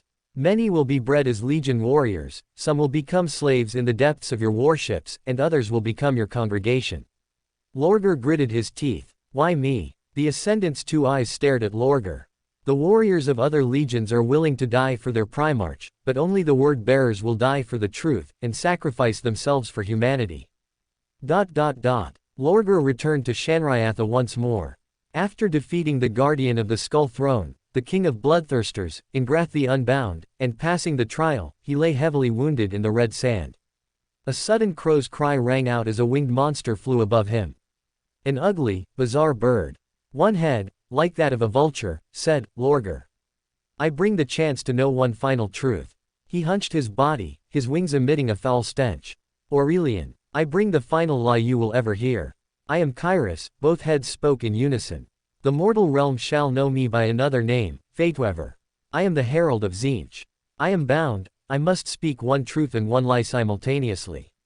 But in this great and holy moment, at this point of convergence, this fulcrum. This moment is of paramount importance. The endless great game of the gods has, for the first time, united. What of the unbound? Lorger questioned. Khorne violated the pact, but the blood god is still bound, he carries his oath. The gods are like the Primarchs of your race, they will wage war against one another, just as you will wage war against your brothers. Strife is eternal, to struggle is to survive. Kyrus shook his withered wings, and several blue-black feathers drifted down. At this critical moment, the great gods require that I speak only the truth. I have sworn to offer a choice before the chosen of the gods. For this once, I have no lies. I will not speak deception while uttering truth. Lorger, I bring a choice for you. Kyrus's 4 watery eyes showed a solemn expression. Speak, Lorger said, struggling to climb up. The future is not entirely undecided, all things must converge. War will surely break out in the Imperium of man, and you will once again face one of your brothers. Nimrod, he stole the artifact that belongs to you, one of Kyrus's heads said. Guilliman, he is the brother you loathe and despise, the other head said. This is the prophecy, both heads said at once. Lorger, you will not always be on the losing side.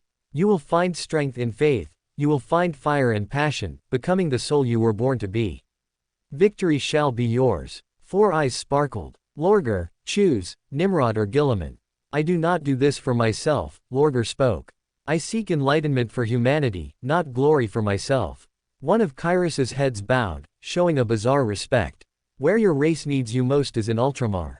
His other head bowed. You still have a chance. Though Nimrod is mighty, he is still far from perfect. Chapter 789. The Chaos Gods and the Emperor are all false gods. 968. M30. Northwestern segmentum of the cosmos, the cradle of the serpent. Before the observation viewport of the destroyer eye of Vostonia, Arkan Land gazed at the 3rd planet passing between the binary stars. Arkan held a data slate in his hand, his stylus sketching out one trajectory after another. He had not rested for 11 days and nights, but 3 months ago, he had been graced by the god and became an eternal. Thus, even without mechanical augmentations, he felt no fatigue at all. Ever since he discovered multiple STCs, standard template constructs named after his own surname, Land, among the archaeological ruins of Mars, he had been burdened with affairs.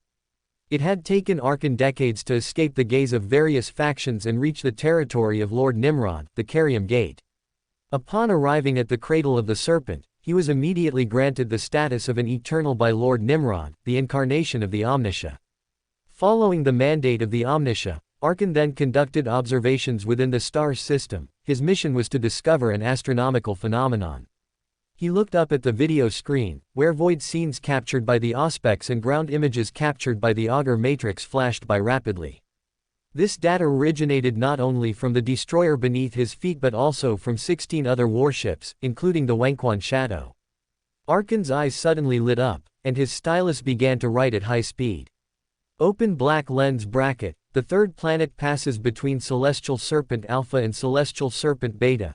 At the moment it forms a 3.3-degree angle with the connecting line. The light from the two stars interferes with each other. Close black lens bracket.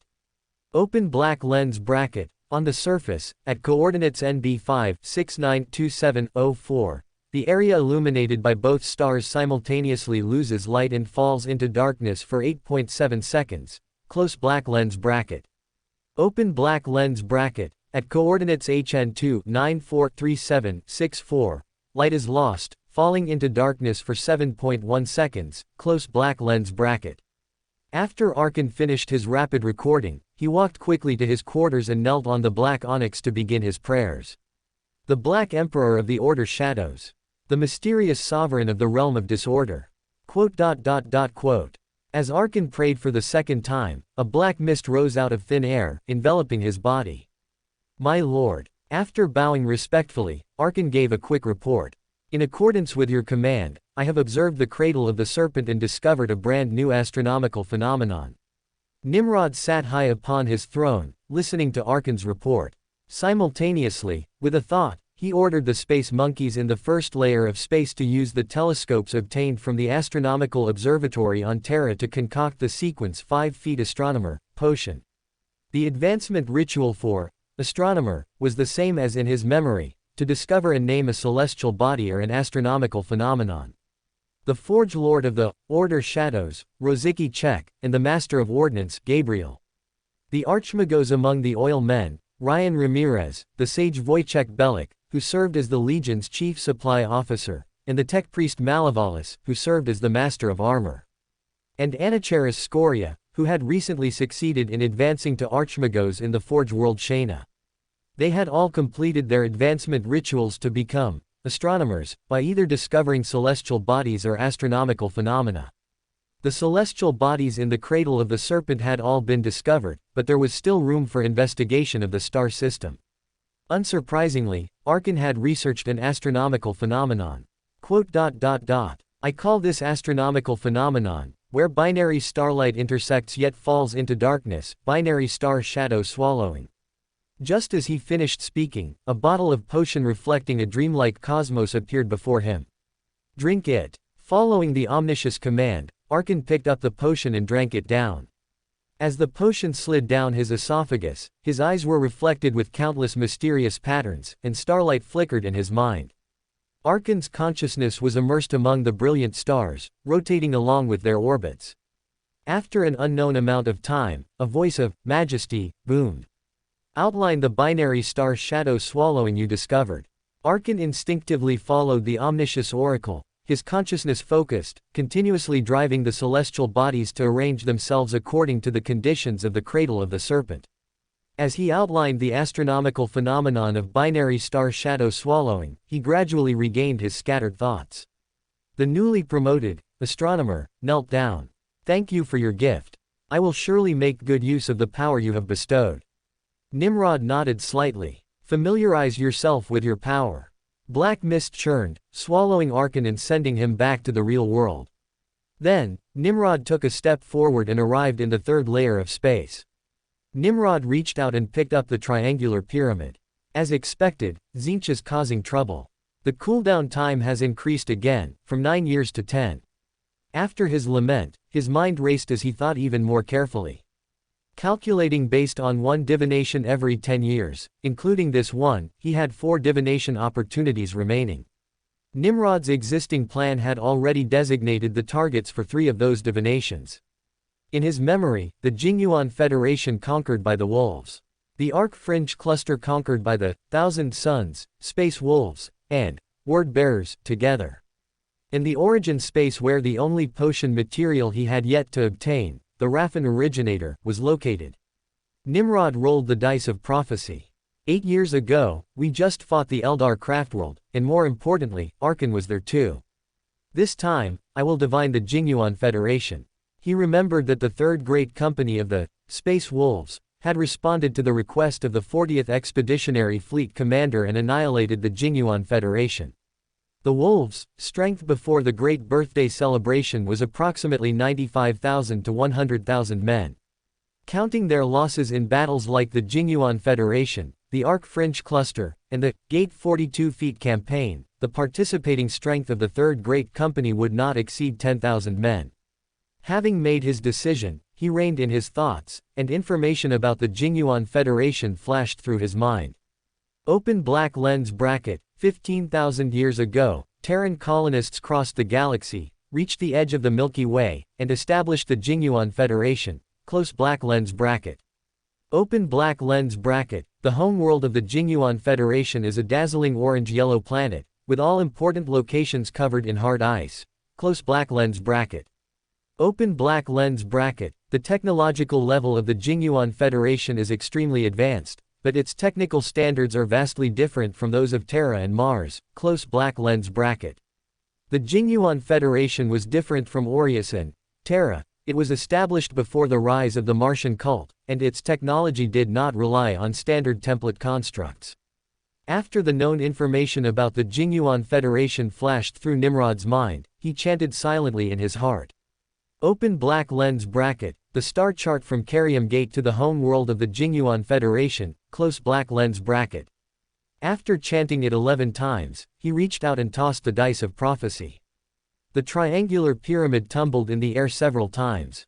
The moment it landed in Nimrod's open palm, a scene like a holographic projection unfolded before his eyes. It hasn't been this smooth in a long time. Nimrod couldn't help but sigh. He then memorized the star chart and input it into a data crystal. The Jinguan Federation has existed for 15,000 years, exceeding 1100 years, which meets the requirements for the Mentor of Disorder advancement ritual. Who should I choose? I should pick from the Barons of Corruption, who are inconvenient to use during the conquest of the Arc-Fringe Cluster, Zadkiel and Luther. He took a step and returned to the fourth layer of space. After taking his seat, Nimrod spread his spirituality and touched the spiritual light orb of Zadkiel, the warband leader of the Scions of the Quill, from the Word Bearers. My lord. Zadkiel bowed respectfully. He had followed his weak father back to the Fidelitas Lex. The father, abandoned by the false god, saw no one except for 1st Company Captain Corferin and 1st Chaplain Erebus. It was only much later that Zadkiel returned to the Legion. Zadkiel loathed his weak father and became even more steadfast in his faith in the true God. Lorger went to a world called Cadia a year ago. I don't know what happened there. But 3 word-bearers, Diamos, Lycas, and Scythron, as well as. His tone held a hint more loathing, the custodian Venditha was also there. The 4 of them died in an uprising. That is not the truth, that is merely Lorger's version to cover the facts from the Custodes, Nimrod said in a flat tone, devoid of any emotion. A blood sacrifice ritual was held on Cadia, and Venditha tried to stop it. He killed 3 word-bearers and was finally killed by his only friend among the word-bearers, Argel Tal. Venditha was the 10th and final sacrifice of the ritual. Thank you for the revelation, my lord. Zadkiel was thoughtful. He began to understand the transformation occurring within Lorger and the Legion. Lorger recently convened a gathering of captains and chaplains, where he claimed to have received the enlightenment of truth. He preached to us about the enlightenment of the human race, telling us of the existence of the gods. He glanced with awe at the grand existence deep within the black mist. The chaos gods and the emperor are all false gods. Lorger denounced the emperor's secular vision as a lie and intends to utterly destroy this concept. The word-bearers no longer build false perfect cities for the emperor, they. Zadkiel emphasized his words, highlighting the distinction between himself and them. The focus of the word-bearers has shifted to proselytizing the 4 false gods. They are recruiting new blood, developing mortal followers, and establishing chaos cults. Nimrod had long expected this. Calculating the time, he knew Lorger had already completed his pilgrimage and taken up the mantle of high priest bestowed by the chaos gods. I see. With a thought, a glowing data crystal landed in front of Zadkiel. Depart immediately for the Jinguan Federation's sector. Study the data crystal during the journey and devise a plan to sabotage the order of the Jinguan Federation. Zadkiel respectfully accepted the data crystal with both hands. As you will. Nimrod sent Zadkiel back to the real world, then spread his spirituality again to dispatch parts of the 2nd and 10th Battle Group's forces to the Jinguan Federation. He also summoned Anacharis, who had already advanced to Archmagos of Shana.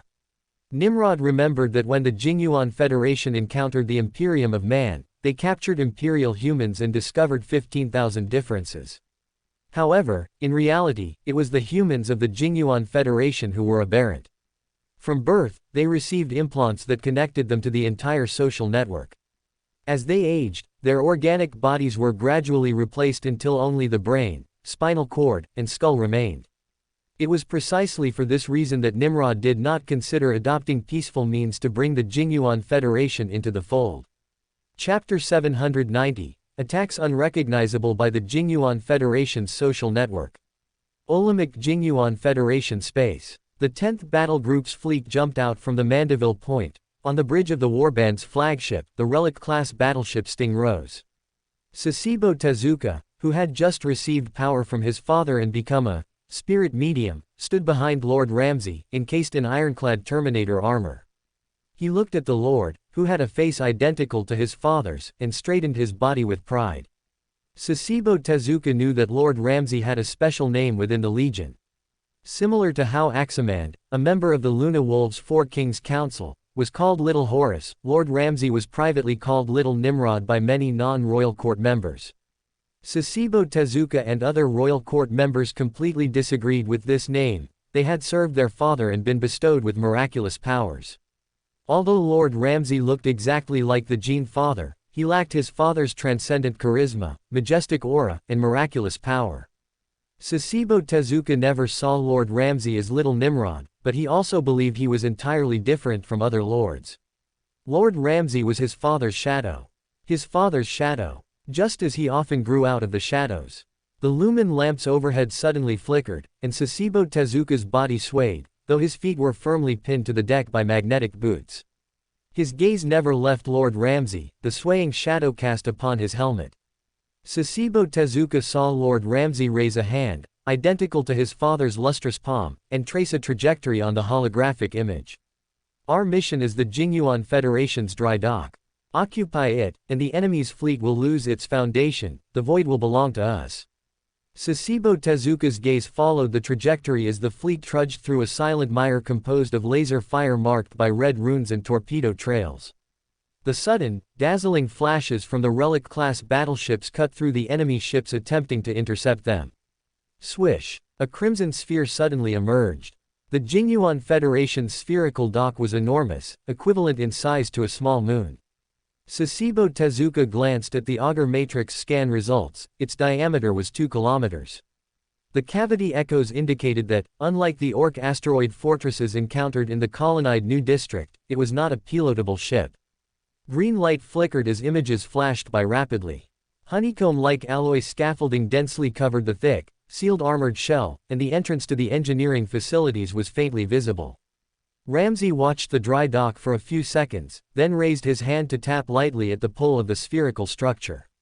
Set the teleportation coordinates, prepare for boarding.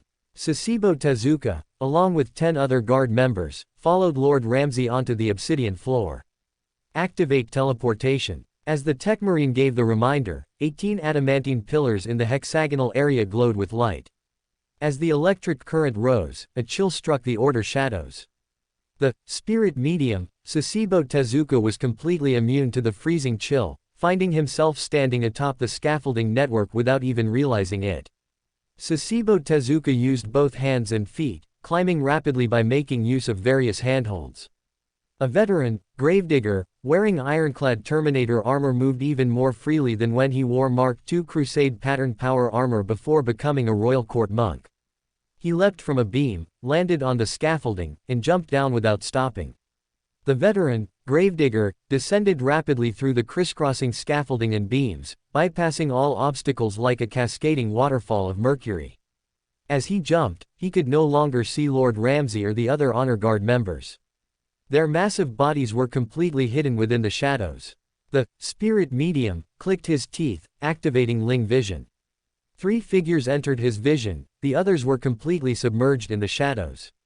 When the spirit medium couldn't find the other honor guard members, he suddenly saw streaks of purple light. Open black lens bracket. Just as the data sent by his father stated, the Jinguan Federation's power warriors do not have red light on their hands, only their heads remain. As children, they undergo ritualized surgery to remove most of their body tissue, eventually being placed within shells resembling artificial bodies. The organic structure of each adult individual consists only of the brain, skull, and spine. Their bodies are interred within metal shells. Close black lens bracket. He looked down at the patrolling warriors, who were the same size as Astartes. The light rising from them was exceptionally narrow. This was the result of artificial modification. Swish, swish, swish, black armored figures grew from the shadows, their hands grasping the shadows of the power warriors. The shadows turned into cold flashes, piercing the heads of the power warriors one by one. Sasebo Tezuka, unwilling to be left behind, leapt forward. The combined weight of the ironclad Terminator armor overwhelmed the tall and burly power warrior. Boom! The veteran, Gravedigger, suddenly reached out with both arms, his strong arms grabbing the power warrior's head and twisting it violently in the opposite direction of the body's fall. Bang! The cervical vertebrae snapped, and the steel-reinforced spine was subsequently broken into two sections. What flowed out was the purple fluid of bionic organs, rather than crimson blood. As the veteran, Gravedigger, snapped the power warrior's neck, a sharp alarm sounded. The Order Shadows were not surprised. They knew that the Jinguan Federation's social network was interconnected. The humans of the Jinguan Federation had abandoned their individual personalities, communicating through mesh-like instruments implanted into their nervous tissue at birth. Covert operations became impossible after the first drop of blood was shed. Even if one person died silently, the entire network would sense it. The enemy's thermal ray guns. Ramsey's command echoed through the communication network. The Order Shadows did not use the weapons they carried. In unison, they picked up the polished thermal ray guns from beside the corpses. Clatter, clatter. As soon as the power warriors appeared, the Order Shadows pulled their triggers. Blazing, dazzlingly thin beams of light pierced through the overlapping and interwoven steel skin. The power warriors exploded at the impact, fragments of white-hot armor and charred internal organs scattering everywhere. Amidst the roaring explosions, Ramsey issued another command: discard guns, gravity rifles. The Order Shadows all dropped the thermal ray guns, picked up another type of gun from among the corpses, and strode toward the fortifications. 10 seconds later, the Jinguan Federation's social network had collected information, conducted an emergency analysis of the crisis, and constructed a response plan. The flexibly adjusted energy fields of the power warriors were adjusted simultaneously. Just as the power warriors immune to thermal rays rushed out of the fortifications, the gravity rifles projected streaks of fleeting, blurred turbulence in the warm air of the dock. Amidst the energy humming, there were sounds like sharp lashes. Wounds made by the highly penetrative, ultra-high-density metal bullets were as fine as pinpricks, yet they left behind exaggeratedly large, gaping holes after passing through the bodies. Discard guns, bolters. Based on the intelligence sent by the Black Emperor, Ramsey had already paralyzed the enemy network and seized the initiative. It was time to turn the advantage into a decisive victory. 10 seconds later, the Order Shadows who had burst into the control room fired a volley of bolters. The power warriors immune to gravity rifle bullets and thermal rays fell in swaths amidst the roaring sounds. 10 seconds, then another 10, then 10 more. 100 seconds passed, and the Jinguan Federation's social network still could not recognize the bolter attacks. Extreme, savage attacks swept through the entire dock.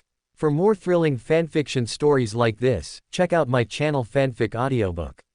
Dive into epic adventures, mysterious realms, and legendary journeys brought to life through immersive storytelling. Don't forget to like, share, and subscribe for more amazing audiobooks.